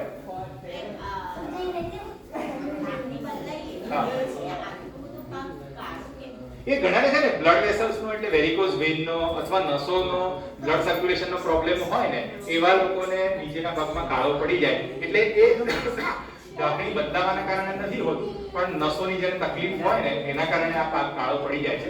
કાળો પડી જવો એટલે શું કે હિમોસિટીન ડિપોઝિટ થાય. હિમોસિટીન એટલે શું કે બ્લડ સર્ક્યુલેશન પ્રોપર ના હોય એટલે ત્યાં એ ભાગમાં, એટલે ખાસ કરીને વેરિકોઝ વેઇન નો જેને પ્રશ્ન હોય ને નસો ફૂલી જવી એ આખો અલગ પ્રશ્ન છે. એના કારણે આવું થતું હોય છે. યુઝ્યુઅલી ઢાંકણી બદલાવાના કારણે નથી થતું. વેરિકોઝ વેઇનમાં બેસ્ટ વસ્તુ સાયકલિંગ અને ત્રીજી વસ્તુ સ્ટોકિંગ્સ. સ્ટોકિંગ્સ પહેરો. વેરિકોઝ વેઇન એટલે શું થાય કે પગની નસો ફૂલી જાય. નસો ફૂલી જાય એટલે એ જેને સ્ટેન્ડિંગ જોબ બહુ જ હોય ને કે જેને બહુ જ ઊભા રહેવાનું હોતું હોય તો એ નસો ફૂલી જાય એટલે એમાં બેઝિકલી શું હોય, વાલ્વ હોય, વાલ્વ ઢીલા પડી જાય. એટલે એના માટે સાયકલિંગ કરો તો શું થાય કે ઇલાસ્ટિસિટી વધતી હોય છે. રનિંગ કરાય બાજુની સાયકલિંગ બેસ્ટ. રનિંગ કરતા સાયકલિંગ બેસ્ટ અને મોજા આવે. સ્ટોકિંગ્સ પહેરો તો નસો દબાઈ જાય તો પછી વાંધો નથી આવતો યુઝ્યુઅલી. બાકી અધરવાઇઝ તો બહુ તકલીફ વધી જાય, જેમ કે છે કે કાળા પડી જાય, પગ અલ્સર થઈ જાય તો પછી એમાં ઓપરેશન કરી લેસરથી નસો બાંધવી પડે. બાકી આનું ટેબ્લેટ કેવું કઈ દી શકે? ટેબ્લેટ નથી. એક્સરસાઇઝમાં સાયકલિંગ અને સ્ટોકિંગ્સ. રનિંગ કેવું શું હતું તો બેઝિકલી સોજો ઉભો જાય, સોજો વધતો જાય. અને જે ઘસારો પૂરવા માટે જે કહું છું તેમાં માટે અમુક સપ્લિમેન્ટ્સ આવે છે, ગ્લુકોઝેમાઇન, કોન્ડ્રોટિન એવા જે ટેબ્લેટ્સ આવે છે કે જે લો ને તમે તો જે બેઝિકલી મેં કહ્યું કે સાંધાનું ઓઇલ, તો ઓઇલ નવું બનવા માટે વધારે સપ્લિમેન્ટ્સ થાય તો એ ઘસારો આગળ વધતો અટકે છે. એટલે કેલ્શિયમ સપ્લિમેન્ટ્સ, વિટામિન D3 આ સપ્લિમેન્ટ્સ અને ગ્લુકોઝેમાઇન ને બધું કહ્યું એ બધી વસ્તુ અને રેગ્યુલર એક્સરસાઇઝ, આ ચાર વસ્તુ અમે કહીએ કે ઘસારો આગળ વધતો અટકે અને સ્લો ડાઉન થાય. અને ચોથી વસ્તુ મોડિફિકેશનમાં પલાઠી વાળી નહીં બેસવાનું, ઊભા પડીને બેસવાનું. અને પછી જે ફાઇનલ ટ્રીટમેન્ટ કે ભાઈ ઘસારો બહુ જ છે, રોજબરોજની એક્ટિવિટીમાં તકલીફ પડે છે, દુખાવો વધી ગયો, ચાલવાનું બંધ થઈ ગયું તો પછી રિપ્લેસમેન્ટ છે, બીજો કોઈ ઓપ્શન નથી. ગાદી ફાટી ગઈ હોય તો રિપેર થઈ શકે, ગાદીના સ્ટીચીસ લઈ શકે. સાદી ભાષામાં કહીએ તો આપણું કપડું ફાટી જાય આપણે શું કરીએ કે કપડું સાંધી અને એને વાપરીએ. ગાદી ફાટી ગઈ છે એને ટાંકા લઈ શકાય, દૂરબીનથી ઓપરેશન થઈ શકે અને એ થઈ જાય અને પછી પાછું રૂટીન લાઈફ કરી શકાય. એટલે ગાદીને ફાટે એટલે સાંધી દઈએ તો આ ઘસારો આગળ વધતો અટશે. ધારો કે ગાદી ફાટી ગઈ છે એને નથી સારવાર કરાવતા તો શું થશે, ઘસારો જલ્દી વધશે.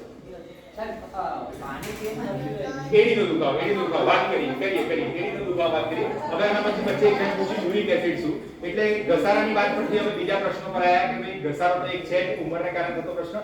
બીજા અમુક પ્રશ્નો એમાં છે કે જે યંગ પેશન્ટોમાં ખાસ કરીને યંગ ફિમેલ 30 to 45 યર્સમાં મેલ ફિમેલમાં થતા હોય છે એને અમે એવું કહીએ છીએ કે રૂમેટિઝમ, કે જેમાં ઘસારાને કારણે નથી થતા પણ એક પ્રકારનો સાંધામાં સોજો આવી જવો, એટલે એક પ્રકારનો વા કહેવાય. આધર એક ગઠિયો વા કહેવાય અથવા સંધિવા કહેવાય. સંધિવા એટલે શું, રૂમેટિઝમ યંગ ફિમેલમાં થતા હોય છે.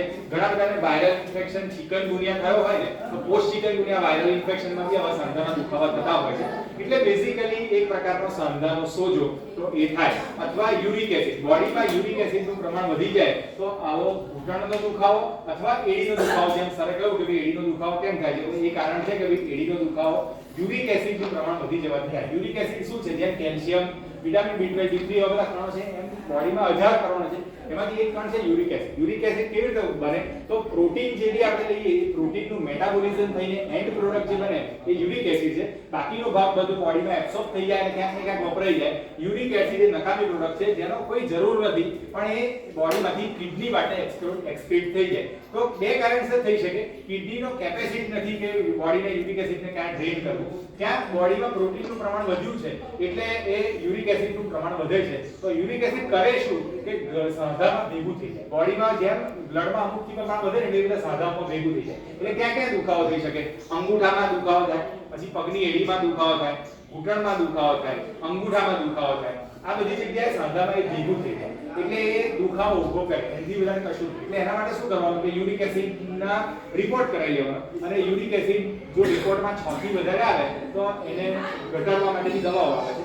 એ લો એટલે યુરિક એસિડનું પ્રમાણ ઘટી જાય. એટલે એ અને ટેમ્પરરી પ્રોટીનનું ડાયટ ઓછું કરવું. ઘણા બધા અમારી પાસે જૈન પેશન્ટ આવે પર્યુષણમાં અથવા ઉપવાસમાં જેનું કઠોળ અને મગનું ડાયટ વધી જાય તો એ લોકોને યુરિક એસિડનું પ્રમાણ બોડીમાં વધી જાય પછી દુખાવા શરૂ થાય. ઘણા બધા છોકરાઓ યંગ છોકરાઓ આવે જીમ ચાલુ કર્યું હોય સાથે સાથે પ્રોટીન પાવડર લેવા માટે અને પ્રોટીન પાવડર લે પછી એમને દુખાવા શરૂ થઈ જાય. કેમ? તેનું કારણ કે જીમ નથી પણ યુરિક એસિડનું પ્રમાણ બોડીમાં વધી જાય.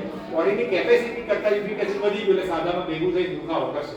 અને એ જ વસ્તુ એડીનો દુખાવો કરશે. એટલે સારે પૂછ્યું પ્રમાણે એડીની વાત કરીએ તો એડીનો દુખાવો એ શું છે કે બે જગ્યાએ દુખાવો થઈ શકે. એક પગની આ જગ્યાએ તળિયામાં થાય છે અને પાછળના ભાગમાં થાય છે. પાછળના ભાગમાં દુખાવો છે એને અમે રિટ્રોકેલ્કેનિયલ બર્સાઇટિસ કહીએ છીએ. આપણા જે શરીરનો મેઇન સૌથી મજબૂત મસલ જે ટેન્ડો એક્યુલિસ એ મસલ્સ જ્યાં ચોંટે અને જે આપણે વોકિંગ કરીએ ત્યારે જે આપણને થર્સ્ટ આપે છે એના માટેનું કામ છે. ઘણીવાર કોઈ કારણસર ત્યાં ઇરિટેશન થાય અને અહીંયા સોજો આવી જાય તો આ પાછળના ભાગમાં દુખાવો થાય છે એ. અને બીજું મેં કહ્યું કે યુરિક એસિડનું પ્રમાણ વધી જાય તો અહીંયા દુખાવો થાય. એડીના દુખાવામાં અમે પ્લાન્ટર ફેશિયાઇટિસ કે રિટ્રોકેલ્કેનિયલ બર્સાઇટિસ કહેતા હોઈએ છીએ. એક્સરે તમે કદાચ પડાવો તો કદાચ એવું આવે કે ભાઈ હાડકું ઘટે છે કે હાડકાનો ગ્રોથ છે કે બોડી સ્પર્શ છે એવું બધું આવતું હોય છે. તો એના માટે બેસ્ટ વસ્તુ અમે શું કહીએ યુરિક એસિડનો રિપોર્ટ કરાવી લેવાનો. સોફ્ટ સ્લીપર્સ પહેરવાના, પોચા ગાદીવાળા ચપ્પલ.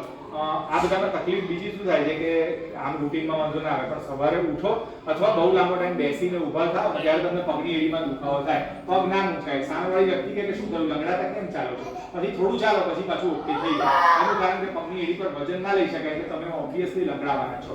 એટલે એના માટે શું ધ્યાન રાખવું અને શું કરવું? તો પગમાં સોફ્ટ સ્લીપર્સ અને સરે કહ્યું એમ કે ભાઈ એ વખતે જ્યારે એડીનો દુખાવો હોય ત્યારે હીલ કે એવું બધું અવોઇડ કરવું કે ફેન્સી હીલ કે હાર્ડ હીલ કે બધું અવોઇડ કરવું. સોફ્ટ સ્લીપર, ઊંચા ગાદીવાળા ચપ્પલ ને બધું પહેરવું.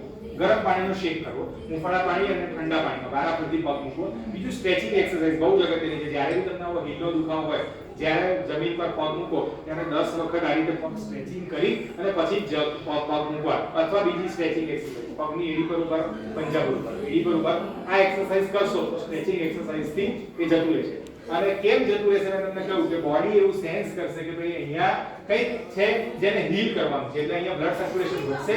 બ્લડ સર્ક્યુલેશન વધશે એટલે જે દુખાવાના કણો સબસ્ટન્સ પી સાયક્લોસાઇટોકાઇનિન છે એટલે રિલીફ ત્યાંથી જતા રહેશે, વોશ આઉટ થઈ જશે અને તમારો દુખાવો બી જતો રહેશે, તકલીફ બી જતી રહેશે. સ્ટ્રેચિંગ એક્સરસાઇઝ, સોફ્ટ સ્લીપર્સ, ગરમ ઠંડા પાણીનો શેક, યુરિક એસિડનો રિપોર્ટ આ બધું કરાવશો તો યુઝ્યુઅલી એડીનો દુખાવો જતો રહેશે. પછી ના જાય નોટોરિયસ વસ્તુ હોય તો અમે ત્યાં લોકલ ઇન્જેક્શન સ્ટેરોઇડનું આપતા હોઈએ છીએ એનાથી બી ફરક પડે. પણ ફર્સ્ટ એ બધું જતા પહેલા દવાઓ લેતા પહેલા સ્ટ્રેચિંગ એક્સરસાઇઝ ના સર, કરશો. તમે જો એક્સરસાઇઝ સાથે આમ ઉપર ના કરો ને હા એ તો હું રોજ 30 વાર તો કરું જ છું. બસ એક્સરસાઇઝ કરો છો તકલીફ નહીં થાય.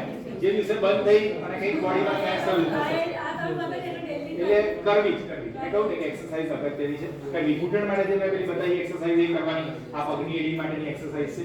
એટલે ઘૂંટણ માટેના પ્રશ્નો થયા. બીજું એક મેં કહું કે રૂમેટોઇડ આર્થરાઇટિસ સંધિવા જે કહેવાય છે જેમાં RA પોઝિટિવ એ ઘણા બધા લોકોને હોય છે. 1 થી 2% લોકોને હોય છે. જેનેટિક વસ્તુ છે જેમાં RA પોઝિટિવ આવે તો એવા બધામાં ડોક્ટરની સલાહ લઈને રેગ્યુલર દવાઓ લેવી તો આ જેની ટ્રીટમેન્ટ છે એ રેગ્યુલર કોઈ બીજી એક્સરસાઇઝ કે કશાથી મળતું નથી. જેને સંધિવા પોઝિટિવ છે એવા ડોક્ટરની સલાહ લઈને રૂમેટિઝમની ટ્રીટમેન્ટ કરવી જોઈએ.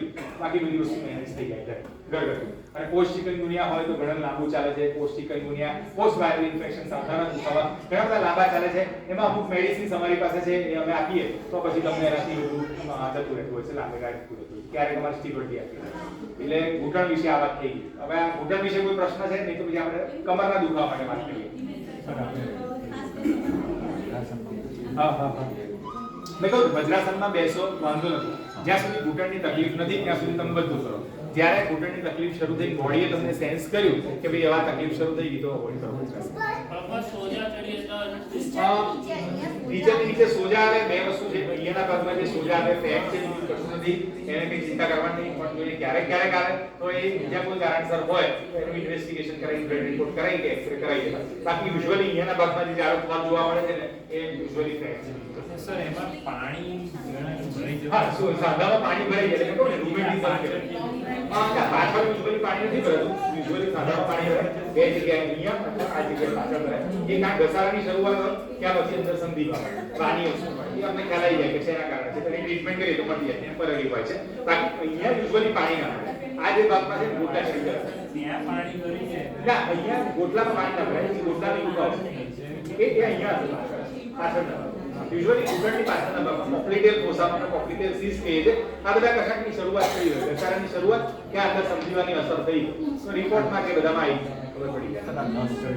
આ નસ વિટામિન B12 અને D3 ખાસ બહુ કહ્યું ને કે ભાઈ પગની નસ ચડી જાય, રાત્રે ઊંઘમાંથી ઉઠી જવું પડે એટલું બધું, અને આમ તમે કોઈને કહો કે દબાવવું પડશે, કોઈને ઊભા રહેવું પડશે, તો સાદું પાણી આરો વોટરમાં બહુ પ્રશ્નો છે આજકાલ. પણ હવે ઘણી વાર શું થાય છે કે હાર્ડ વોટર કરશો, હાર્ડ વોટર ઇઝ હાર્મફુલ. એટલે જ્યારે TDS 500 થી ઉપર છે તો આરો સિવાય છૂટકો નથી. પણ એનો ડ્રોબેક એ છે કે વિટામિન B12 જતું હોય છે. એટલે આરો વસ્તુ ખોટી નથી, સારી છે, પણ સાથે વસ્તુ કોઈ બી વસ્તુ છે કે સારો છે તો નુકસાન બી છે. બંને વસ્તુ પ્લીઝ ગો હેડ ટુ હેડ, એક સિક્કાની બે બાજુ, તેના જેવી વાત છે. આ જે પેઇનની કમ્પ્લેન કરતા હોય તો એમાં સ્ટ્રેચિંગ એક્સરસાઇઝ કરો તો વાંધો ના આવે. થાય સીધે મેં કહું ને કે જ્યારે બોડીને એ વસ્તુની આદત નથી અને એ વસ્તુ માટે કરવામાં આવશે, દુખાવો થવાનો છે, તો એના માટે બેસ્ટ વસ્તુ stretching exercise, regular stretching exercise કરો અને સાથે વિટામિન B12 અને D3 સપ્લિમેન્ટ લેશો તો જાતે સ્ટ્રેચિંગ મારી જેવું સ્ટ્રેચિંગ મારી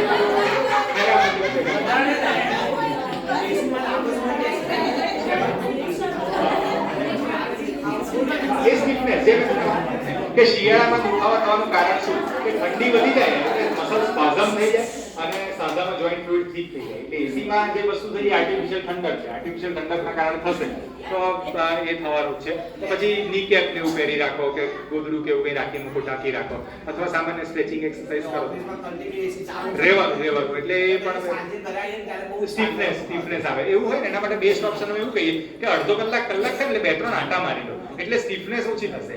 જે સ્પાઝમ તમે કન્ટિન્યુઅસ 3-4 કલાક બેસી રહ્યા અને પછી સ્ટીફનેસ થઈને પછી તમે ઊભા થશો ને તમને થશે, એના કરતા 1 કલાક અડધો કલાક થાય પાણી પીવા એવી રીતે 2-3 આંટા મારી લો 2-4 સેકન્ડ 5 સેકન્ડ માટે, તો તમને આ પ્રોબ્લેમ જતો રહેશે 100%.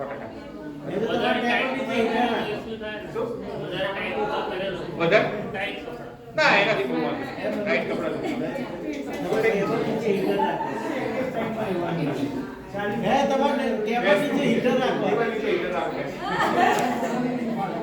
ચલો હવે કમરના દુખાવાની વાત કરીએ. અગત્યનો પોઈન્ટ, ઘણા બધાને કમરના દુખાવા 80% લોકોને થયા હશે અને થવાના છે, એ પ્રોબ્લેમ છે. હવે કમરના દુખાવા એટલે શું? આપણે બેઝિકલી મણકા ક્યાંથી શરૂ થાય? ઉપર ખોપરીથી લઈને નીચે સુધી ટોટલ 31 કે 32 મણકા હોય છે. સર્વાઇકલ સ્પાઇનના 7 મણકા, ડોર્સલ સ્પાઇનના 12 મણકા, નીચે લંબર સ્પાઇનના 5 મણકા, નીચે સેક્રમના 5 અને કોક્સિક્સના 1, 2 કે 3 એટલે પૂછડીનું હાડકું જેને કહીએ કોક્સિક્સના મણકા. બધા ઘણા બધા સાંભળ્યું છે કે સર્વાઇકલ અથવા લંબરનો પ્રોબ્લેમ થાય છે, બાકીનો પ્રોબ્લેમ નથી સાંભળ્યો. કેમ? કારણ કે વચ્ચેના ડોર્સલના મણકા છે ને છાતીની પાછળી હોય એટલે આખું આગળથી પાછળથી સપોર્ટેડ છે. નીચે સેક્રમ કે કોક્સિક્સ ગણીએ ને એમાં પેલ્વિસનો સપોર્ટ હોય એટલે એ બધા સ્ટેબલ હાડકા છે. જ્યારે સર્વાઇકલમાં એટલે ડોકના મણકામાં ખાલી એટલો જ સપોર્ટ છે, આજુબાજુ હાડકાનો કોઈ સપોર્ટ નથી. અને લંબરમાં બીજો પેટ આવે એટલે બીજો કોઈ સપોર્ટ નથી. એટલે મૂવમેન્ટ લંબરમાં એટલે આ જગ્યાએ એટલે સર્વાઇકલમાં, ડોકના મણકામાં અને કમરના મણકામાં આ રીતે મૂવમેન્ટ થાય છે. એટલે જ્યારે મૂવમેન્ટ વધારે થાય છે ત્યારે એની પર લોડ વધારે આવે છે અને મેં તમને કહ્યું એ પ્રમાણે કે હાડકાઓના સ્નાયુઓ જો એ વસ્તુ લોડ લેવા માટે તૈયાર નથી તો એ હાડકા ડેમેજ થવાના છે. જે હમણાં મેં એક્સરસાઇઝ બતાવી કે ઘૂંટણનો ઘસારો બચાવવા માટે શું એક્સરસાઇઝ કરવી, તો ક્વોડ્રિસેપ્સ એક્સરસાઇઝ અમે કહી. ક્વોડ્રિસેપ્સ એટલે થાઇઝના મસલ્સને સ્ટ્રોંગ કરો તો ઘૂંટણને સ્ટેબિલાઇઝ કરશે, તો એ લોડ ઓછો પડશે તો ઘસારો નહીં વધે. એટલા માટે એ જ રીતે જે સ્પાઇનના સ્નાયુઓને મજબૂત કરવાની એક્સરસાઇઝ કરીએ તો પછી આ ઘસારો નહીં થાય અને તકલીફ ઓછી રહેશે. એટલે જે બે પાર્ટ છે સ્પાઇનના પ્રોબ્લેમ માટે, બે વસ્તુ છે કે જે સ્પાઇન એટલે શેના માટે હોય? મણકા છે, કરોડરજ્જુ, આખા શરીરની ધુરી નસ જે શરીરને કરંટ પાસ કરે છે, ચલાવે છે, એના માટેની ધુરી નસ વચ્ચે સ્પાઇનના મણકામાંથી પાસ થશે અને એને પ્રોટેક્ટ કરવા માટે આપણા સ્પાઇનના મણકા છે. એટલે બે પ્રકારના પ્રશ્નો મણકાને કારણે થઈ શકે. એક કે મણકાનો પોતાનો પ્રોબ્લેમ હોય તો એને સ્પોન્ડિલોસિસ કહેવાય, તો દુખાવો ક્યાં થશે? કે સર્વાઇકલ સ્પાઇનનો પ્રોબ્લેમ છે તો દુખાવો ડોકના ભાગમાં થશે. કમરના મણકાનો પ્રોબ્લેમ છે લંબર સ્પોન્ડિલોસિસ, તો દુખાવો કમરના ભાગમાં થશે. અને બીજો પ્રોબ્લેમ કે જે અંદરથી ધુરી નસ જાય છે એમાં ક્યાંક પેઇન કે ઇરિટેશન થશે તો પ્રોબ્લેમ ક્યાં થશે? ડોકના મણકાની તકલીફ હાથમાં થશે, પગના મણકાની કમરના મણકાની તકલીફ પગમાં થશે. એટલે પગમાં બધા ઘણા શું કહે કે સાયટિકા, રાંજણ, આખો પગ પકડાઈ જાય છે. મેઇન તકલીફ કમરના મણકાની. જેમ કે સ્વિચ અહીંયા છે, ચાલુ કરીએ તો લાઈટ અહીંયા થાય છે એમ, પણ પ્રોબ્લેમ સ્વિચમાં હોય તો લાઈટ નથી ચાલતું હોય. એના જેવી વાત છે કે ઘણા કે તકલીફ અહીંયા થાય છે પણ તકલીફ ઉપર કમરના મણકામાંથી હોય, કારણ કે કમરના મણકામાંથી જે નસ નીકળે છે એ નસને ક્યાંક ઇરિટેશન થાય છે, એના કારણે એ નસ પકડાય છે અને સાયટિકા અથવા રાંજણ કહેવાય. સૌથી મોટો કમરના મણકાનો પ્રોબ્લેમ શું? તો કે ઓસ્ટિયોપોરોસિસ, હાડકા પોચા પડી જવા, એટલે એની સ્ટ્રેન્થ ઓછી થઈ જાય એટલે એ તકલીફ ઊભી કરે. બીજું કે રેગ્યુલર શું કહેવાય કે ઘસારો, ઉંમરને કારણે. બીજું કે હવે મોબાઈલનો ઉપયોગ વધી ગયો, બહુ જ નીચે જોઈને મોબાઈલ કરવામાં આવે તો ડોકના મણકાનો ઘસારો થાય. ઇવન કોમ્પ્યુટર વર્ક, હવે કોમ્પ્યુટર વર્ક બહુ કોમન થઈ ગયું, એટલે શું થાય કે કોમ્પ્યુટર એર્ગોનોમિક્સ અમે ખાસ કહીએ છીએ કોમ્પ્યુટર આઈટી ફીલ્ડમાં આવે કે ભાઈ તમારો જુઓ છો અને આઈ લેવલે ડેસ્ક હોવું જોઈએ. ડેસ્ક જો કોમ્પ્યુટર નીચા લેવલે હોય તો કન્ટિન્યુઅસ નીચે જોવાનું આવશે તો ડોકના મણકા પર સતત લોડ આવશે તો તમને ડોકના મણકાનો સર્વાઇકલ સ્પોન્ડિલોસિસ. ઘણા બધા યંગ છોકરાઓ 35-40 વર્ષે સર્વાઇકલ સ્પોન્ડિલોસિસ લઈને અમારી પાસે આવે છે, અમે જોયું છે, પોસ્ચર બેક લઈને આવે. તો એ બધાનો પ્રશ્ન મસલ્સ સ્ટ્રેન્થ નથી અને ઓડ પોસ્ચર છે. બીજું ઘણીવાર સુવા પછી ઘણા બધાને એવો અનુભવ થયો છે કે શિયાળામાં રાત્રે સૂઈને સવારે ઉઠો ત્યારે ડોક પકડાઈ જાય પછી જાણે આમ એમ થાય કે આ મૂવમેન્ટ જ નથી, આમથી આમ નથી પડતી. કેમ? એનું કારણ શું કે શિયાળામાં આમ પેલું ગરમ પેલું ઓશીકુને ઓઢીને સરસ રીતે સુવાની આદત હોય, એ દરમિયાન આપણને જો ડોકને સપોર્ટ ના મળ્યો, ઓડ પોસ્ચર થઈ ગયું તો ડોકની નસ પકડાઈ જશે, સવારે ઉઠી તો તકલીફ પડશે. એટલે ડોકના મણકાનો લોડ પડી જાય ખાસ કરીને થાય છે. એટલે ઓડ પોસ્ચર, પછી બહુ વધારે પડતો મોબાઈલનો ઉપયોગ નીચે જોઈને કરવાનો આવે, ઘણા છોકરાઓ બહુ નીચે જોઈને વાંચતા હોય એને બી થતો હોય છે. પછી કોમ્પ્યુટર વર્ક જેને હોય એને બી પ્રોબ્લેમ થાય છે. ઇવન જેની સિટિંગ બહુ જોબ હોય, હવે આ ચેરમાં બેસીને જોબ છે પણ ચેરમાં પ્રોપર સપોર્ટ નથી મળતો તો કમરના મણકા બી ઘસાઈ જવાના, એના પર બી લોડ આવવાનો. એટલે લંબર સ્પોન્ડિલોસિસ કહું એક જ આટલું બતાવીને તમારો પ્રશ્ન. બેઝિકલી આ થવાનું કારણ એ છે કે પ્રોપર પોસ્ચર ના હોય, સપોર્ટ ના મળતો. બીજું કે ઓડ પોઝિશનમાં વજન ઉચકવાનું. ધારો કે કંઈક નીચે વજન ઉચકવાની આપણને આદત નથી, જે લેબર વર્ક છે રોજ બરોજ વજન ઉચકે છે વાંધો નહીં, પણ આપણે ક્યારેક એવું ઘણા થયું છે કે ગેસનો બાટલો ઉચકીને આમ મૂક્યો પછી મારી નસ રહી ગઈ, અથવા નીચે કંઈક વસ્તુ પડી ગઈ ઉંચકવા ગયા તો નસ રહી ગઈ. એટલે આપણને આદત નથી એ વસ્તુની અને ઉંચકવા ગયા. એટલે અવોઇડ કરવા માટે શું કરવું કે નોર્મલી અમે વજન ઉચકવા માટે એવી સલાહ આપીએ કે એકદમ આમ કરી અને વજન ઉચકશો તો લીવારામ અહીંયા બહુ જ આવશે. એના કરતા નીચે બેસી વજન ઉચકી અને તમે કરશો તો એના માટે તમને દુખાવો નહીં થાય. ઓડ પોસ્ચર્સ હોય તો એના કારણે. બીજું સુવા માટે ઓશીકું કેવી રીતે રાખવું? ઘણા બધાનો પ્રશ્ન હોય કે ભાઈ મને ડોકનો દુખાવો છે તો હું સુવા માટે ઓશીકું કેવું રાખું? તો પતલું ઓશીકું, તમે સીધા સુઈ જતા હોય તો તમારો નેકનો કર્વેચર આ રીત છે, બધાને ખબર છે, તો એટલો સપોર્ટ મળે એટલું પતલું ઓશીકું રાખવાનું. જો તમે પડકું ફરીને સુઈ જાવ છો તો ખભા અને કાનની વચ્ચે જેટલી જગ્યા છે એટલો સપોર્ટ મળે એટલું પતલું ઓશીકું તમે રાખો તો નેકને સપોર્ટ મળશે. ઓશિકા વગર બી સૂવું નહીં, બહુ જાડું ઓશીકું બી સૂવું. એ જ રીતે કમરના દુખાવા માટે શું કે ભાઈ ગાડલું ફર્મ મેટ્રેસ જે હોય એ જાડી લેશો તો બી તમને કમરમાં દુખશે. બહુ ઓછી જે હોટલોમાં હોય એ સારી લાગશે પણ એનો સપોર્ટ કોઈ નથી હોતો, એ દુખશે. એટલે ફર્મ મેટ્રેસ તમે રાખો તો યુઝ્યુઅલી આ બધા દુખાવા થતા નથી. એટલે કારણ મેં તમને કહ્યા કે ડોકના મણકા અને કમરના મણકા દુખાવાના આ બધા કારણો છે, ઓસ્ટિયોપોરોસિસ ને આ બધા કારણો. હવે થોડા પ્રશ્નો લઈ લઈએ કે ભાઈ શું કહે છે.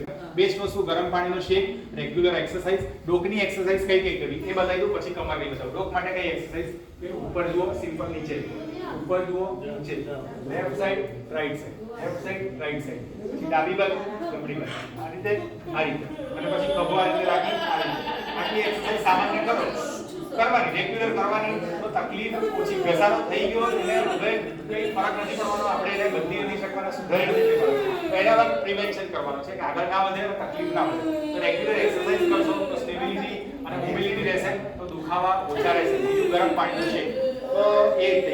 હવે બીજું ગરમ પાણીના શેક માટે અગત્યની વસ્તુ, ઘણા બધા પ્રશ્ન હશે કે ગરમ શેક ક્યારે કરવો અને ઠંડો શેક ક્યારે કરવો. તો નોર્મલી અમે એવું કહીએ કે જે મેં તમને વાત કરી ને કે બે પ્રકારના પ્રશ્નો હોય, ટ્રોમેટિક અથવા નોન ટ્રોમેટિક. નોન ટ્રોમેટિક એટલે જેમાં વાગવાના કારણે કંઈ થયું છે, એટલે વાગવાના કારણે થયું એટલે ટ્રોમેટિક એક્સિડેન્ટલ ઇન્જરી, તો એમાં ઓલવેઝ અમે એવું કહીએ કે ઠંડા પાણીનો શેક કરો અથવા બરફનો શેક કરો કે જેમાં બ્લડ બેઝિકલી વાગે એટલે લોહીની નળીઓ ફાટી જાય, લોહીની નળીઓ ફાટે એટલે લોહીનું પરિભ્રમણ ત્યાં વધી જાય ને હિમેટોમા એટલે લીલ જામા થઈ જાય કે બ્લડ ચડી જાય, તો એવા કેસમાં બરફનો શેક કરવાનો, તો એ લોહી બંધ થઈ જાય. પણ જ્યારે વાગવાને કારણે કોઈ ઇન્જરી નથી, એમને બધા દુખાવા શરૂ થયા છે, જેમ કે કમરનો દુખાવો ઉપરના કારણે અથવા એમને ઘૂંટણનો દુખાવો, તો એ બધામાં ગરમ શેક વધારે સારું પડશે. કેમ? તો ગરમ શેક કરવાથી બોડીમાં એ જગ્યામાં બ્લડનું સર્ક્યુલેશન વધશે. બ્લડનું સર્ક્યુલેશન વધે એટલે જે દુખાવા માટેના કારણો હોય અને હીલિંગ ટેન્ડન્સી છે એ બધી ત્યાં આવશે, એટલે હીલ થઈ જશે બધું. એટલે જ્યારે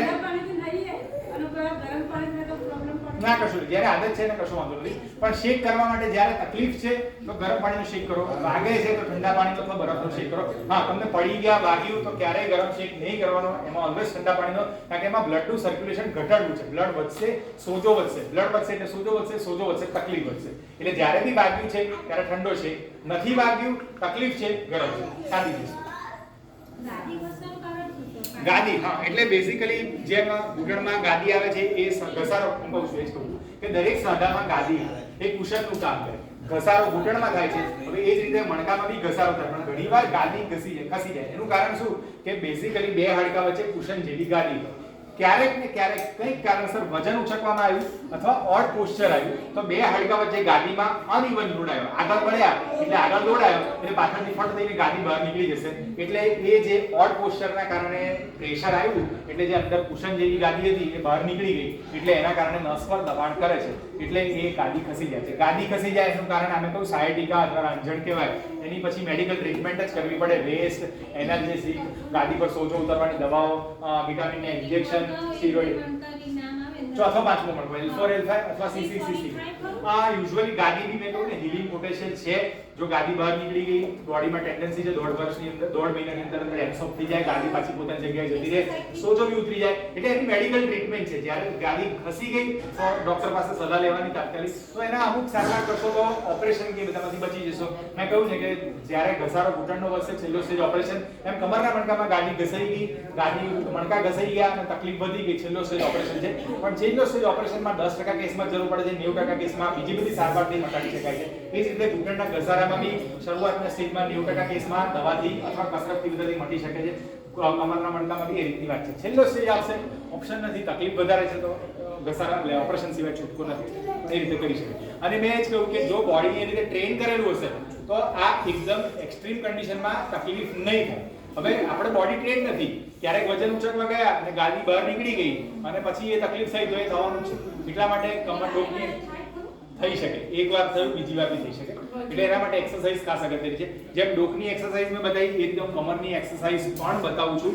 કોણ કરશે એક્સરસાઇઝ? ચલો વોલન્ટિયર એક જણ કરો તો હું તમને બતાવું એક્સરસાઇઝ ડોકની. આપ કરશો તો જરા બતાવી શકાશે કમરની એક્સરસાઇઝ. આની પર વિશ્વાસ છે? અહીંયા ફાવશે? અમે બી કરીશું. Okay fine. બે જણ આવી જાય, વાંધો નહીં, બંને જણ કરીએ આપણે. એટલે બતાવી. સુઈ જાવ સીધા. જો તમે બી સુઈ જાવ. ત્રણ એક્સરસાઇઝ હું બતાવું છું. ઘૂંટણમાંથી પગ વાળી લો, બંને પગ એક જ મિનિટ માઇક રાખો. બરાબર? હવે તમારી તરફ ખેંચો, બંને પગ તમારી તરફ ખેંચો. આ એક એક્સરસાઇઝ થઈ. પગ પાછા મૂકી દો. બરાબર? હવે કમરના ભાગથી હાથ પર વજન લઈને ઊંચા થવા પ્રયત્ન કરો. હા, સરસ. આ બીજી એક્સરસાઇઝ થઈ, મૂકી દો. ત્રીજી એક્સરસાઇઝ ડોકના ભાગથી અને માથાના ભાગથી ઊંચા થવા પ્રયત્ન કરો. આ 3 એક્સરસાઇઝ થઈ. બરાબર? સીધા સૂઈને એક માથાના ભાગથી ઊંચા થવાનું, પછી બીજું કમરના ભાગથી ઊંચા થવાનું, મૂકી દો અને પગ વાળવા. બરાબર? આ 3 એક્સરસાઇઝ થઈ. હવે ચોથી એક્સરસાઇઝ પગ બંને લાંબા કરી દો. પહેલા જમણો પગ ઊંચો કરો. હા, કરી નાખો. 1 2 3 4 5 મૂકી દો. હવે ડાબો પગ ઊંચો કરો. 1 2 3 4 5. બરાબર? આ 4 એક્સરસાઇઝ સીધા સૂઈને. હવે ઊંધા સૂઈને. બરાબર? હવે એક ડોકના ભાગમાંથી ઊંચા થવા પ્રયત્ન કરો. બરાબર? આ એક એક્સરસાઇઝ થઈ, મૂકી દો. અને કમરના ભાગથી ઊંચા થવા પ્રયત્ન કરો. અહીંયા આ સપોર્ટ લઈને એટલે ઘૂંટણ પર સપોર્ટ લેવાનો અને ઘૂંટણ પર સપોર્ટ અને કમર પર બસ આ રીતે. બસ આ એક્સરસાઇઝ. બરાબર? એટલે આ 6 એક્સરસાઇઝ બસ બેસી જાઓ. બસ થઈ જાવ સીધા. આ બેઝિક એક્સરસાઇઝ છે. 6 એક્સરસાઇઝ રેગ્યુલર કરો તો તમને આ બધી તકલીફો નહીં થાય. શરૂઆતમાં આ બધી એક્સરસાઇઝ કરવામાં તકલીફ પડે, બોડીને સ્ટ્રેન પડે. એગ્રેસિવલી એકદમ 20 વખત કે 25 વખત નથી કરવાની. શરૂઆતમાં 2 થી 3 વખત કરો અને પછી ધીમે ધીમે ઇન્ટેન્સિટી વધારો. હું એવું સજેસ્ટ કરીશ કે આખા દિવસમાં બધી બોડીની થઈને 20 મિનિટ કે 30 મિનિટ એક્સરસાઇઝ થાય that is sufficient. અને એવી સામાન્ય એક્સરસાઇઝ છે કે જે રોજબરોજની એક્ટિવિટીમાં સૂતા પહેલા 5 મિનિટ ટાઈમ કાઢીને ઉઠીએ પહેલા 5 મિનિટ કરીએ તો એનાથી સારું રહેશે. આ બેકની એક્સરસાઇઝ રેગ્યુલર કરીએ એટલે 2 ટાઈપની એક્સરસાઇઝ થઈ ગઈ. એક બેક ફ્લેક્શન એક્સરસાઇઝ કહેવાય અને બેક એક્સટેન્શન એક્સરસાઇઝ કહેવાય. એટલે એ એક્સટેન્શન એક્સરસાઇઝ થી મસલ સ્ટ્રોંગ રહેશે. હવે શરૂઆતમાં કોઈ મને પ્રશ્ન પૂછેલો કે બોડી વાંકું કેમ વળી જાય છે, તો કમરના મણકાના કારણે વાંકું વળી જવાનું કારણ એ છે કે ઓસ્ટિયોપોરોસિસ એટલે હાડકાં પોચા પડી જાય. હાડકાં પોચા પડી જાય અને ધીમે ધીમે કરતા શરીરનું બોડી આ રીતે વળી જાય. કારણ કે બોડીની ટેન્ડન્સી છે કે આગળ ઝૂકી જવાનું. મેં કહ્યું ને કે સર્વાઇકલ સ્પાઇન અને લંબર સ્પાઇનને બોડીનો આગળથી કોઈ સપોર્ટ નથી, એટલે આગળ સપોર્ટ નથી એટલે બોડી ધીમે કરતા આમ બેન્ડ થઈ જશે. કમરની તકલીફ હશે ને પાછળથી ખૂંદ નીકળી જશે અને નીચેથી ખૂંદ નીકળી જશે. એ રીઝન છે ઓસ્ટિયોપોરોસિસ. એટલે એના માટે બેસ્ટ વસ્તુ અમે શું કહીએ કે દિવાલનો આ રીતે ટેકો હોય ને એ લઈ અને આ રીતે ઊભા રહી અને માથું આમ પાછળ અડાડવાનું, પગ અડીને અડાડી રાખવાના. એ પ્રકારની સિમ્પલ એક્સરસાઇઝ કરશો તો જે ખૂંદ નીકળી જવાનું કે કમરથી વાંકા પડી જવાની જે તકલીફ છે એ જતી રહેશે. અને બેસ્ટ વસ્તુ પ્રિવેન્શન માટે, ઓસ્ટિયોપોરોસિસ પ્રિવેન્શન માટે કેલ્શિયમ. કારણ કે મેં કહ્યું ને મણકા ઉપરથી નીચે સુધી જે પોચા પડી જાય તો દબાવવાના છે. દબાશે એટલે આગળથી બોડી ઝૂકી જશે. એટલે ઉંમર જેમ જેમ વધે ત્યારે તમે જોયા હશે કે ભાઈ આ રીતનું બોડીનું પોસ્ચર થઈ જાય ત્યાં સુધી કંટાળો. અને એ બેડ પોસ્ચર ઘણા બધાનું આળસના કારણે બી હોય છે કે પહેલેથી આવી આદત જ હોય લેથાર્જિક બેસી રહેવાની, તો પછી એ મસલ્સ બી વીક પડી જાય. એની સામે જો તમે આ બધી બેક એક્સટેન્શન એક્સરસાઇઝ કરશો તો એ બોડી સ્ટ્રોંગ રહેશે, આવી તકલીફ નહીં રહે. સર બોલો. મારી મમ્મી છે ને હા. 67 વર્ષના છે. ઓકે. એમને જ્યારે બી પ્રેશર વધે ને હા. એટલે પ્રેશરની ગોળી તો ખાય, સાથમાં શું કરે કે માથા પર છે ને પેલો સીલ બટ્ટો આવે ને હા, હા. તો મોટો એ મૂકીને સૂઈ જાય. કઈ વાંધો નહીં. એટલે ના સૂવે ને ત્યાં સુધી એમને અસર જ એટલે ના એ બેસિકલી માથાનો દુખાવો, પ્રેશર વધે એટલે શું થાય, હેડેક થાય નોર્મલી. મે બી મેં કહું ને બોડી કઈક વસ્તુ તમને રિએક્શન આપશે. કઈ વાંધો નહીં, ટેમ્પરરી એમને સારું લાગતું હોય તો બેસિકલી શું થાય, પ્રેશર ઇફેક્ટ આવે. માથા જેમ દુખાવા ઘૂંટણમાં ગમે તે થાય તો બોડી આપણને સેન્સ કરે છે. બીપી વધવાનું સૌથી મોટી નિશાની હેડેક. તમને સાદીમાં એવું ખબર છે કે કોઈને માથું દુખે તો ભાઈ કે ચાલે બીપી બાપને કેવું છે, એટલે નોર્મલ એવી ટેન્ડન્સી છે કે બીપી વધઘટ થાય તો એની ઇફેક્ટ માથાના દુખાવામાં આવે. એટલે જે તમે પટ્ટો મૂકી કહો છો ને શું થાય, સારું એટલા માટે લાગે કે પ્રેશર હા, એટલે બેસિકલી પ્રેશર ઇફેક્ટ આવે ને સારું લાગે, કમ્ફર્ટ છે એનો. ક્યારેક વાંધો નથી, આદત પડી ગઈ છે, બોડી ટેવાઈ ગયું છે. બોડી ટેવાઈ ગયું હોય એટલે બહુ વાંધો ના આવે. યુઝ્યુઅલી જે વસ્તુ તમે રોજ કરતા હોય ને એનાથી બોડી ઓટોમેટિકલી ટેવાઈ જાય એટલે વાંધો નહીં આવે. ક્યારેક કરી તો તકલીફ, રોજ કરો છો કઈ વાંધો નહીં. એટલે તમે જેમ સ્પોર્ટ્સ પર્સન હશે ને, જેમ તમે સ્પોર્ટ્સ પર્સન હશે તો કેટલું બધું દોડી શકે છે. કેમ? કારણ કે બોડીને ટ્રેન કરે છે. ટ્રેનિંગ મળી ગઈ તો બોડી ચાલવાનું, દોડવાનું. વાત સાચી, તમારી તકલીફ કરી પણ હવે એમને કમ્ફર્ટ ઝોનમાં છે તો શું કહેતા હા, કઈ વાંધો નહીં. આદત છે તો કશો વાંધો નહીં. એમાં એવું કઈ એનો કઈ સાઈડ ઇફેક્ટ ના એવું કશું નહીં. સીધા સુવાની ગણત ના ફાવે, ઘણા પડખું કરે છે. મારી વાત હું ઊંધો સુઈ જઉં છું, એ આદત છે. એટલે કમ્ફર્ટ ના હોય એ હવે આદત છે. પણ મેં કહું એ દરમિયાન લોકમાં પ્રેશર ના આવે એટલે થોડું ઓછી રાખવાનું. એટલે એ તમને કમ્ફર્ટ છે. કમ્ફર્ટમાં એમાં કઈ ફેર નથી પડતો. ગાંઠું એટલા માટે ફોકસ બહુ ભૂકું ને બોલો બીજું કમરના દુખાવા માટે સારું આપતું. કમરના દુખાવા એથી નાશ પકડાતી હોય એટલે કમર પટ્ટો પહેરે. કમર પટ્ટો એટલા માટે છે બેઝિકલી, જેમ મેં કહ્યું કે નીમાં ની કેપ કરીએ છે એમ કમરમાં કમર પટ્ટો આવે છે. બેઝિકલી મૂવમેન્ટ રિસ્ટ્રિક્ટ કરે તો એ સારું રહે છે. પણ કમર પટ્ટા માટે કે ની કેપ માટે અમે એવું ખાસ કહીએ કે જ્યારે બી ઘસારો છે કે શરૂઆત છે ત્યારે પહેરો કે જેથી કરીને મૂવમેન્ટ ઓછી થશે તો દુખાવો ઓછો થશે. પણ એની આદત ના પાડો, કારણ કે એ વસ્તુ એડિશનલ સપોર્ટ છે અને બોડીના મસલ્સનો સપોર્ટ જતો રહેશે તો એ પટ્ટો એકલો સપોર્ટ લેશે પછી એની આદત પડી જશે. આપણે બોડીને એવી રીતે ટ્રેન કરવાનું છે કે બોડીના અંદરના સ્નાયુઓ જ પટ્ટા તરીકે કામ કરે. એટલે સ્ટ્રોંગ હશે તો આ પટ્ટાની જરૂર નહીં પડે. બેઝિકલી પટ્ટો એટલે શું, સપોર્ટ. જે કમરના પડકામાં આગળ સપોર્ટ નથી, તમે સપોર્ટ આપો છો, સપોર્ટ આપશો એટલે બોડી એવું સેન્સ કરશે કે મને સપોર્ટ મળી ગયો એટલે અહીંયાના મસલ્સ બધા વીક પડી જશે. વીક પડશે એટલે તકલીફ વધવી જશે. એટલે આપણે કોઈ બી પ્રકારના સપોર્ટની આદત નહીં પડવાની. એ સપોર્ટની જરૂર છે તો બરાબર છે પણ કાયમ માટે નહીં. એને આપણે બોડીને એવી રીતે ટ્રેન કરવાનું છે કે સપોર્ટ વગરની બોડી રહી શકે. એના માટે શું એક્સરસાઇઝ કરો એટલે સપોર્ટ જતો રહે. એટલે પટ્ટો જ્યારે એક્યુટ દુખાવો જેમ કે કમરની નસ રહી ગઈ તો તમે પહેરો, પણ પછી એકવાર એ બધું મટી ગયું પછી એક્સરસાઇઝ ચાલુ કરો સાયટિકા બેઝિકલી છે ને પટ્ટો સાયટિકા કરતા કમરના મણકાના ઘસારા માટે વધારે હેલ્પ કરે છે. સાયટિકા માટે અમુક પ્રકારની ટ્રીટમેન્ટ અને દવાઓ જરૂરી છે. વિટામિન B12 ના ઇન્જેક્શન, અમુક પ્રકારની એક્સરસાઇઝ ટ્રેક્શન. આજે મેં એક્સરસાઇઝ બતાવી એ પ્રિવેન્ટિવ એક્સરસાઇઝ છે. પણ જ્યારે સાયટિકા થાય ત્યારે ખરેખર ટ્રેક્શન ને બીજી અમુક પ્રકારની એક્સરસાઇઝ જરૂર પડે છે. તો એ બધાથી એ બધું ઓછું થઈ જાય. એકવાર ક્લિયર થઈ ગયું પછી વાંધો નથી. સર હવે મારા સાસુ છે એમને ડોક્ટરે કહ્યું કે મણકા જે હોય જ્યારે એનો પ્રોબ્લેમ થયો તો એમના પગ પેશા રહી જાય છે. સાયટિકા રંજણ એ ઓપરેશન નેસેસિટી મેં કહ્યું ને કે એસેસ કરવું પડે. ઘણીવાર દવાઓ અને કસરત એટલે પગની નસ ખેંચાઈ એના માટે એક્સરસાઇઝ મેં કહું ફિઝિયોથેરાપિસ્ટ આ લોકો જે છે એ બધા ઘણી હેલ્પ કરતા હોય છે. અમુક ટ્રેક્શન અમુક પ્રકારની મોડિફિકેશન કરીને ટ્રીટમેન્ટ થતી હોય છે. છેલ્લે 10% કેસમાં સર્જરી પણ અધરવાઇઝ ટ્રાય પહેલા કેલ્શિયમની દવાઓ રેગ્યુલર એક્સરસાઇઝ અને એ બધું કરો તો યુઝ્યુઅલી વાંધો નીચે બેઠી કામ કરે આખો દિવસ તકલીફ પડે. ઉભા એટલે પગ ભરી જાય, થોડું ઉભા રહો પછી પગ ભરી જાય, થોડું ઉભા રહો પગ ભરી જાય. એટલે સાયટિકા કહેવાય, રંજણ કહેવાય. નસ દબાતી હોય એટલે થાય પણ એની ટ્રીટમેન્ટ છે. ફિઝિયોથેરાપીની ટ્રીટમેન્ટ છે. છેલ્લે ના માટે તો સર્જરી પણ સર્જરી હું એવું કહીશ કે સર્જરી કરાવતા પહેલા કમ્પલસરી ફિઝિયોથેરાપી કરાવવી. ફિઝિયોથેરાપી તેના માટે છે બોડીના મસલ્સને સ્ટ્રોંગ કરવાના. બોડીના મસલ્સ સ્ટ્રોંગ હશે તો તકલીફ ઓછી.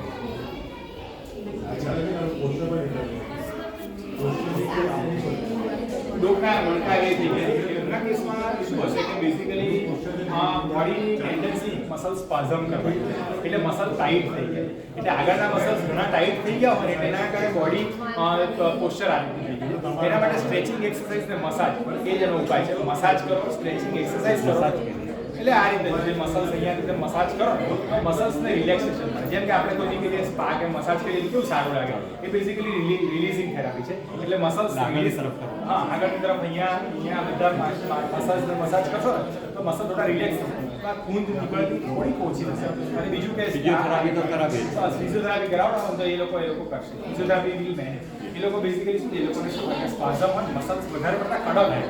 જે આપણા મસલ્સની ફ્લેક્સિબિલિટી હોય એ ના એટલે સ્પાઝમના કારણે આવા ઓડ પોસ્ચર્સ ડેવલપ થઈ જતા હોય. પણ એની એક જ થેરાપી ફિઝિયોથેરાપી. એ તો રેગ્યુલર સારું પતંગ સારું અમારે રેગ્યુલર કરવાનું 2 મિનિટ કલાક. હા, સરસ. બેઝિકલી ઓઇલ છે. કોઈ પ્રકારનું ઓઇલ વાપરી શકે. ઘણા લોકો બીજા અલગ અલગ ટાઈપના ઓઇલ વાપરે છે. વાપરી શકે, એમાં કશું વાંધો નથી. સરસ તેલના એમાં હા મળી શકે. બેઝિકલી ઘણા લોકો ગેટીનું તેલ આ બધા અલગ અલગ તેલ વાપરે છે. એની અંદર શું હોય કે જે મસાજ કરવા માટે મસાજ ઓઇલ હોય એની અંદર અમુક સુધીંગ ઇફેક્ટ હોય એટલે તમને સારું લાગે. જેમ નથી ઘણા અમે ટ્યુબ ને જેલ ને બધું આપીએ એટલે બધાની સુધીંગ ઇફેક્ટ હોય તમને સારું લાગે. મસલ સ્પાઝમ રિલીવ કરે એટલા માટેના બધા માણસ છે. શું વાંધો નહીં, યુઝ કરી શકે. અલગ અલગ તેલ જે બી સારું લાગે. દરેકની અલગ અલગ ટેન્ડન્સી હોય. જેમ આપણે ખાવામાં નથી અલગ અલગ તેલ વાપરતા કે સિંગ તેલ વાપરીએ કે પેલું વાપરીએ આ તેલ. દરેકમાં અલગ અલગ એના તત્વો એ રીતે મસાજમાં આવેલા અલગ અલગ તત્વો. પાછળનો ભાગ હોય એના જે સ્ટ્રેચિંગ એક્સરસાઇઝ છે એ કોઈ બી આ મૂવમેન્ટ કે એ બધી કરવાથી કોઈ કઈ વાંધો નહીં, કરવી રેગ્યુલર સ્ટ્રેચિંગ એક્સરસાઇઝ કરશું મસલ સ્ટ્રેસ. બોલો પગ વડેલા રાખે છે. એનું કારણ શું છે કે પાછળના અહીંયાના હેમસ્ટ્રિંગ મસલ બહુ ટાઈટ છે. તમે જોશો સાથે એનું કારણ શું છે કે બધા છોકરાઓમાં શું થાય છે કે અમુક ગ્રુપ ઓફ મસલ્સ છે. એમને વાત કરી કે અમુક ગ્રુપ ઓફ મસલ આપણા જે ઇલાસ્ટિક મસલ્સ હોય એના કરતાં આમાં મસલ્સ ટાઈટ હોય. આ ટાઈટ છે મસલ્સ. બેઝિકલી આપણે ટાઈટ મસલ્સ થઈ ગયા છે. એટલે આમનામાં એ છે કે મસલ્સ ટાઈટનેસ એનો પ્રોબ્લેમ છે. એટલે મસલ્સ ટાઈટ થાય એટલે શું થશે કે આપણા કોઈ બી બોર્ડમાં એક બાજુ બે બાજુ મસલ્સ આવે. એક આગળનો મસલ અને પાછળનો મસલ. અમે એને કહીએ ફ્લેક્શન મસલ અને એક્સટેન્શન મસલ. એટલે ઇમ્બેલેન્સ હોય આપણા નોર્મલ બોડીમાં બેલેન્સ એમનો ઇમ્બેલેન્સ. એટલે એક મસલ વધારે ટાઈટ છે, એક મસલ ઓછો ટાઈટ છે. એટલા માટે આવા ધીમે ધીમે પોસ્ચર બેન્ડ થતો ઓડ પોસ્ચર થતા નથી. એના માટે એક જ વસ્તુ મસાજ અને ફિઝિયોથેરાપી રેગ્યુલર ચાલુ રાખવું પડશે. કારણ કે એનો ટોન નેચરલ ટોન જ રેગ્યુલર એક્સરસાઇઝ અને મસાજ ચાલુ રાખો તો આ બધી તકલીફ વધશે. એક જ વસ્તુ. હા, એ બેન્ડ થાય એનું કારણ કે એ પાછળના મસલ હા એટલે આ છે ને જો આ બેઝિકલી આ મસલ શું અહીંયા ટાઈટ છે, દોરી દેખાય છે, ફીલ થાય છે. એટલે હેમસ્ટ્રિંગ મસલ બહુ ટાઈટ હોય ને એટલે મસાજ અને સ્ટ્રેચિંગ એક્સરસાઇઝ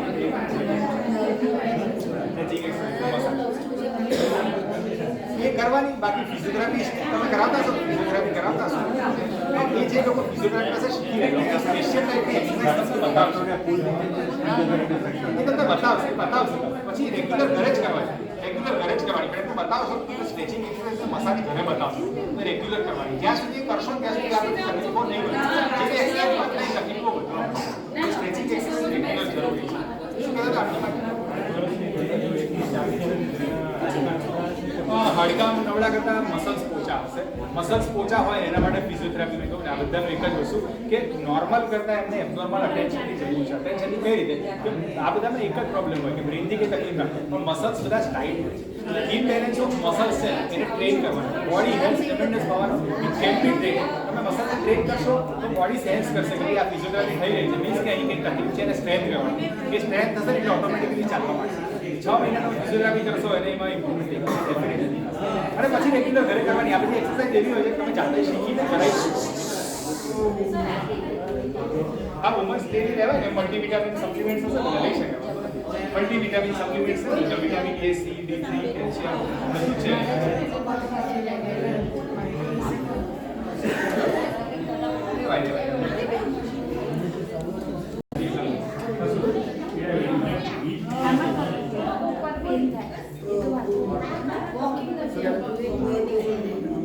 આજે હાડકાનો ઘસારો છે અને ફર્સ્ટ મારે છે ને ઉબળવાના કારણે આવે ને એટલે ઘણા થતો હોય છે.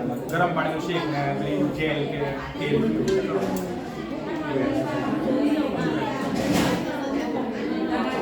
ગરમ પાણીનું શેક એટલો સ્માઇલી હોય રહેશે. આ ઢેકા જેવું દેખાશે ગરમ પાણીનું શેક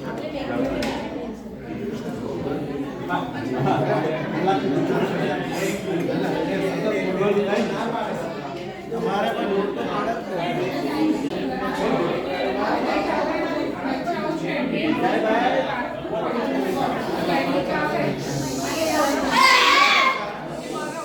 વાગે એટલે બરફ. મેં કહ્યું ને કઈ બી વાગે એટલે બરફ. ગરમ પાણી વાગવા વગરની કોઈ બી તકલીફ હોય તો ગરમ પાણી, કઈ બી વાગે તો બરફ. એ લોકોને ખબર આમ સાયકલિંગ વાગે કરતા કાળા પડે, જમા પડી સ્વેલિંગ આવે તો કાળા જમા બરફ. એમાં શું થાય કે બેસિકલી વાગ એટલે લોહીની નળીઓ તૂટી જાય. બ્લડ સર્ક્યુલેશન થાય, ગઠ્ઠા થાય એટલે લોહી જામી જાય. લોહી જામી જવા માટે આઈસ લાઈક સ્પેસ. અને હવે અમને એક સારો ડાયટ સજેસ્ટ કરો કે ફિમેલે બેઝિકલી વીકમાં 2-3 દિવસ આટલી વસ્તુ તો રૂટીન ડાયટમાં મિલ્ક પ્રોડક્ટ, પછી સલાડ એટલે કાકડી, ટામેટા અને ભાજી કે કોબી કે એવું તમે મિક્સ સલાડ કરી શકો. હા, બીજું ગમે તે પછી બીજું કઠોળ રેગ્યુલર ડાયટમાં તમે લેવું એ પ્રોટીન સપ્લિમેન્ટ. મિલ્કમાંથી કેલ્શિયમ સપ્લિમેન્ટ, સલાડમાંથી ફાઈબર, પ્રોટીન માટે કઠોળ, દાળ અને બાકી કાર્બોહાઈડ્રેટ માટે રોટલી ને શાક તમે રૂટીન બધા વારાફરતી જે સીઝન પ્રમાણે લઈ શકો તો વાંધો નથી. પણ મેં કહું ને કે 2 થી 3 દિવસ કઠોળ એડ થવું જોઈએ. દાળ સિવાયનું કઠોળ એટલે ચણા, મગ કે એવું કંઈક એડ થવું જોઈએ અને દૂધ ડેલી એડ થવું જોઈએ અને સલાડ એડ થવું જોઈએ. આ 3 વસ્તુ જો તમારી એડિશન છે તો વાંધો નહીં, મેંદો અવોઇડ કરવો જોઈએ. કારણ કે મેંદાથી ગેસ્ટ્રિક પ્રોબ્લેમ બહુ જ વધે છે એટલે મેંદો બને ત્યાં સુધી અવોઇડ કરવો. ઘઉં ને રોટલી, બાજરો એ બધામાં તમે વોટેવર જે તમને કમ્ફર્ટેબલ લાગે. મલ્ટીગ્રેન એટલે ગમે તે ગ્રેનમાં કંઈ વાંધો નથી. એટલે સ્પ્રાઉટ્સ ની થોડું આપણે એડિશન છે નહીં.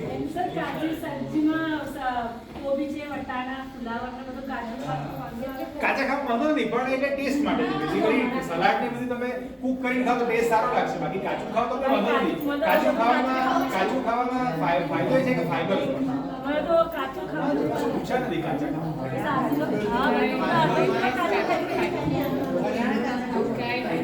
પગ બહુ છે તો કેલ્શિયમ ની ડિગ્રી કમ્પલસરી આપો.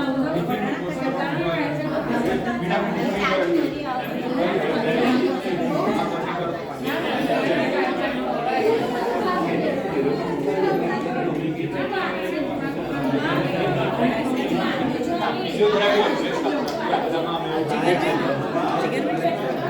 हाँ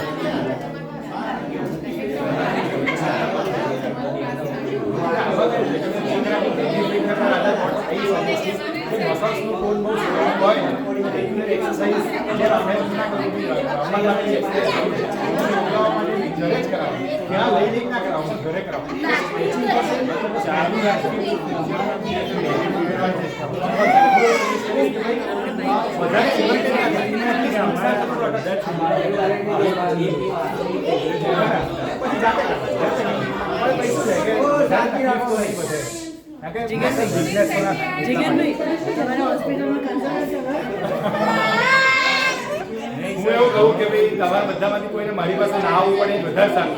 આવવું પડે તો હું બેઠો જ છું ઓલવેઝ, એમાં કંઈ ના નથી. પણ આ જે આજના સેશનનો મેઇન પર્પઝ હતો એ કે ભાઈ પ્રિવેન્શન, ટ્રીટમેન્ટ કરવા તો અમે બેઠા જ છીએ, જ્યારે તકલીફ પડશે તો ટ્રીટ કરવું જ પડશે, પણ પ્રિવેન્શન જેટલું કરશો તો is always better than treatment. Sir આને છે ને ઘણી વખત લોકો આમાં કરે મસલ સ્પાઝમ કહેવાય ને, એના ટાર્ટિકોલિસ થઈ ગયા, અહીંયા મસલ સ્પાઝમ થાય. એટલે કે આ છોકરા આપણે ગ્રુપમાં છીએ ને બધા છોકરાઓમાં હું એવું એક કોમન વસ્તુ કહીશ કે જે નોર્મલ વ્યક્તિઓને અમુક મસલ્સની બેલેન્સ હોય એવું આ લોકોને નથી હોય બેલેન્સ, એટલે ઇમ્બેલેન્સના કારણે આ બધા પ્રશ્નો હોય છે. એટલે અમુક ટાઈમે એકદમ જ કરવાનું અને અમુક કરે અને પછી અમુક ટાઈમે એકદમ રિલેક્સ થઈ જાય. એટલે ઇમ્બેલેન્સ ઓફ મસલ્સ જે કરંટ કહેવાય ને એ સપ્લાય છે, એટલે એના માટે બેસ્ટ વસ્તુ રેગ્યુલર એક્સરસાઇઝ કરશો, સ્ટ્રેચિંગ અને સ્ટ્રેન્થનિંગ એક્સરસાઇઝ, બે વસ્તુ આવે એક્સરસાઇઝમાં, એક સ્ટ્રેચિંગ એક સ્ટ્રેન્થનિંગ. સ્ટ્રેચિંગ એટલે જે ઓપોઝિટ મસલ્સના ટોન વધારે છે એ સ્ટ્રેચ આઉટ થશે, અને સ્ટ્રેન્થનિંગ એટલે જે મસલ્સ સ્ટ્રોંગ કરવાના છે. સ્ટ્રેચિંગ અને સ્ટ્રેન્થનિંગ એક્સરસાઇઝ રેગ્યુલર કરશો તો આ બધા પ્રશ્નો લગભગ નહીં આવે. અને આ જે વસ્તુ કરે એના કારણે એને કોઈ દુખાવો કે એવું કંઈ થતું હોય? ના યુઝ્યુઅલી ના થતું. એ મસલ સ્પાઝમના કારણે એ મૂવમેન્ટ થાય, નોર્મલ ઇનવોલન્ટરી મૂવમેન્ટ કહેવાય એ થાય, પણ એનો પેન યુઝ્યુઅલી ના હોય. પેન એ લોકો બૂમ જ પાડે.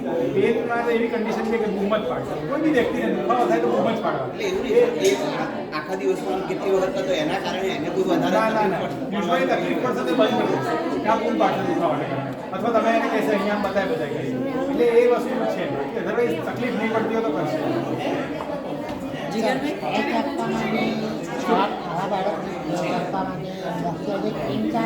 ગમે તે દરેકની અલગ અલગ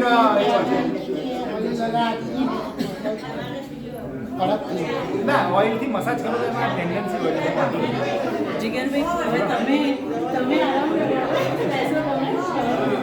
હેલો બધા જ આપણે આપણી જગ્યાઓ પર આવી જઈશું.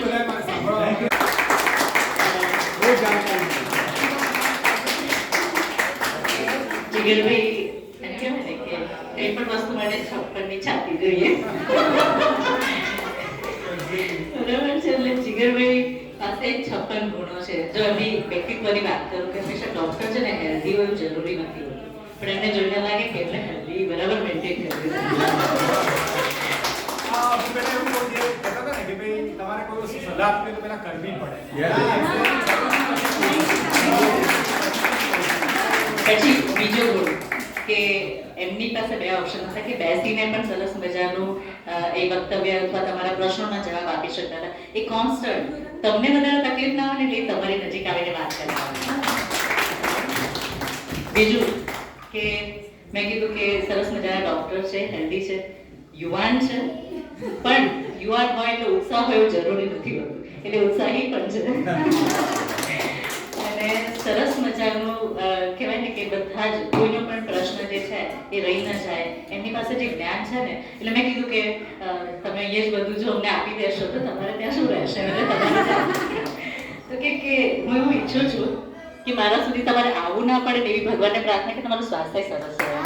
એટલે ડૉક્ટર તરીકેના જે ગુણો છે એ પણ એ રીતે છે. એટલે આજનો આદુ દાદાના આશીર્વાદથી અને આપણે સૌ બધા ભેગા થયા છીએ આવું જ વક્તવ્ય, અને તમને પણ કદાચ અમને અમારા બાળકોને અમારા વાલીઓને જોઈને પણ એ જ ઉર્જા મળી હશે, એ પણ અમે કહીએ. હા, અમે થોડા તોફાની છીએ એટલે એ અમારો આનંદ છે જે અમે સહજ સ્વીકારીએ છીએ. અને એક બીજી કુતૂહલતા એ છે કે આપણી વચ્ચે એક સરસ મજાના આપણે એમ તો ભગવાન પહેરેલા હંમેશા સાધુઓને જોયા હોય છે, તો શ્રીલંકાથી આવેલા છે આપણે જે છે એ આજે પહોંચી, અને એમને આપણે મોંક ઇંગ્લિશમાં અને ભીખુ બરાબર છે, ભંતે એવી રીતના એમને ઉચ્ચારણ કરતા હોય છે. શ્રીલંકાએ પોતે બાળકોની શાળામાં બૌદ્ધ ધર્મના જે વિચારો જે છે એમનો કન્ટ્રીનો જે ધર્મ છે એ બાળકોમાં આપે છે, એટલે એ બાળકો માટે ખૂબ સરસ મજાનું કામ કરે છે. એટલે બાળકો પેલી બાજુ રમતા હતા ને તો એમનું આકર્ષણ બાળક તરફ જાય છે, એટલે સહર્ષ છે. એમને આપણી ભાષા નથી આવડતી બરાબર છે, છતાં આપણને સાંભળી ગયા છે. અને સરસ મજાની ઇંગ્લિશ ઓનલી, હા ઇંગ્લિશ. તો ગઈકાલે એક સરસ મજાનું ગુજરાતીમાં ગાંધીનગરની અંદર પુસ્તકનું વિમોચન થયું, બુદ્ધ પ્રદેશ અને શ્રીલંકા. એના ઇનોગ્રેશનની અંદર ભંતેજી આવ્યા હતા અને પછી એમણે કીધું કે આજે અમારો અમદાવાદમાં એક પ્રોગ્રામ થવાનો છે તો તમે આવશો. અને એના માટે રોકાણા રાત્રે એમને અલાહાબાદ જવાનું હતું પણ છતાં આપણા પ્રોગ્રામ માટે કરી એમનું જે ગ્રેટિટ્યુડ છે હું એમને whatever you like in your language in English. Thank you so much. I am pleased to be here because my friend who introduced myself, thank you so much first, my dear doctor and parents and kind children. I am grateful to be here because actually your service is so great. Our doctors' great service, so humble. And I think that as I'm a Buddhist monk in Sri Lanka, you are practicing whatever doctrine, whatever teachings, you are practicing very well. Because I think as my good friends, her smile always so genuine. It may be Christian, it may be Islam, it may be Buddhism, but you are always trying to be good. You are always trying to be good-hearted person. So it is great. So, little bit difference I could see here because I always talk with her. If I am in Sri Lanka, then fortunately or unfortunately, I could have attended such and such events. Please always look at me. Why is this? What's the reason this kind of person to coming here? But you didn't see me anything else. You didn't see at me. So it is so kind. It is your compassion. Always you are concentrating yourself, not the others' faults, other things. Not.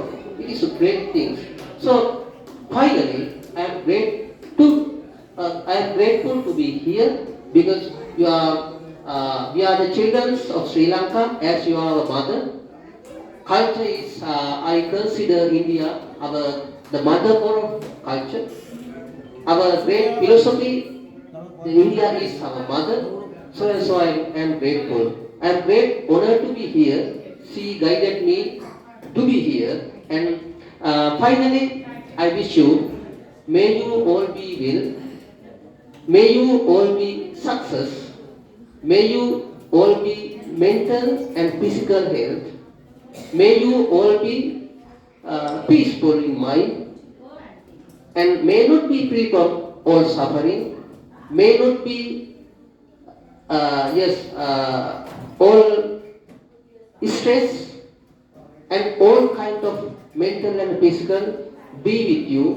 And finally, as my teacher said, may you be well and happy and may the triple gem bless you. All the best, all the success be with. Thank you so much for giving this opportunity. એમને સરસ મજાની જે વાત કરી એમાં એમનું એવું કહેવું છે કે હું છે ને અને અમે ભારતને માતા માનીએ છીએ અને શ્રીલંકા અમારું ભારતનું બાળક છે અને આ જે વિચારસરણી છે એ એમને ગમે છે. એમને અમદાવાદને આજે જોયું છે. મતલબ હું એમને 7 વર્ષથી ઓળખું છું.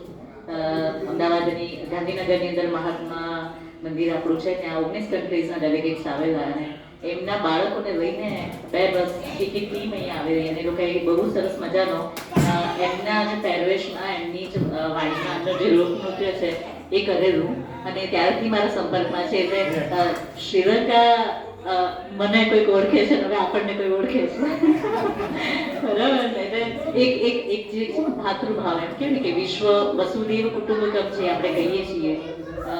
લોહી બનાવનારો સંબંધ આપણે રાખીએ ત્યારે આ સરસ મજાનો બસ બીજી કોઈ ઓળખાણ નથી. બસ આ જ ઓળખાણ થકી આજે આપણી સાથે છે અને સરસ મજાનું જે એમનું જે પણ છે એમને 12 વર્ષની ઉંમરથી જે આજે પોતાના ધર્મ માટે જે એમની કૃતજ્ઞતા વ્યક્ત કરી રહ્યા છે, જીવન જીવી રહ્યા છે અને આપણે જે સંતો માટે આદર કરીએ છીએ ને એ એટલા જ માટે કરીએ છીએ કે પોતાનું આખું જીવન પોતાના માટે ન જીવતા એ લોકો માટે જીવે. એટલે રિસ્પેક્ટફુલ. એટલે તમે કોઈ અહીંયા ઓળખતા નથી પણ એમને જોવો છો એ વસ્ત્ર ધારણ છે એટલે તમારા મનમાં એક આદર આવે છે, નમસ્કાર આવે છે કે એ આદર છે ને અને આપણા પૂર્વજો અને એની પરંપરાને જે જાળવી રાખી છે ને એના કારણે આ થઈ શક્યું છે.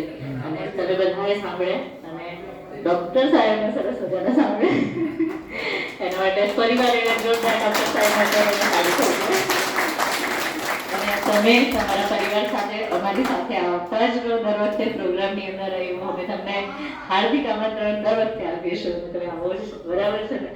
તમે આ વખતે તો વખતા છો, આ વખતે અમારી ટોળીમાં પણ આવો. ગાઈડન્સ પ્રમાણે બહુ સરસ રીતે છપ્પન સાહેબે આવ્યા અને ખૂબ સરળ ભાષામાં આપણા બોડી વિશે અને પર્ટિક્યુલરલી હાડકા, કમર, ડોક, જુદા જુદા શરીરના ભાગો માટે ખૂબ સરળ ભાષામાં સરસ સમજૂતી આપી છે અને કન્ટિન્યુઅસ કોન્સ્ટન્ટ કોઈ પણ બ્રેક લીધા વિના એટલું સરસ આપણા એક જણના પ્રોબ્લેમ સોલ્વ કર્યા છે. એ માટે આપણે એમનો ખૂબ ખૂબ આભાર માનીએ છીએ. અચૂક દાદાનો થેન્ક્સ કહીશું કે એમને આવા સારા આપણને ડૉક્ટર સાહેબને આજે ઇન્ટ્રોડક્શન આપી અને સરસ આપણો પણ કાર્યક્રમ આજે આપણે થઈ શક્યો. સાથે સાથે સુગંધમાં શું ભળી કે આજે શ્રીલંકાથી એક સંન્યાસી સાહેબ આવ્યા અને એમની આપણને બધાને આશીર્વાદ મળ્યા છે. આ એક આજે આપણો પ્લસ પોઈન્ટ થયો છે. બધાએ ખૂબ સરસ કર્યું છે, પોતાના પ્રોબ્લેમ સોલ્વ થયા છે. હજુ પણ કંઈ તકલીફ હોય તો ડૉક્ટર સાહેબનો કોન્ટેક્ટ કરી શકશે. અને બધાને એક વિનંતી છે કે બાળ પ્રસાદી લીધા સિવાય કોઈ જાય નહીં. દાદાનો ખાસ આગ્રહ હોય છે કે પ્રોગ્રામ પૂરો થાય અને બાળ પ્રસાદી લઈને બધાએ જવું. ધન્યવાદ. આપ સૌને ખૂબ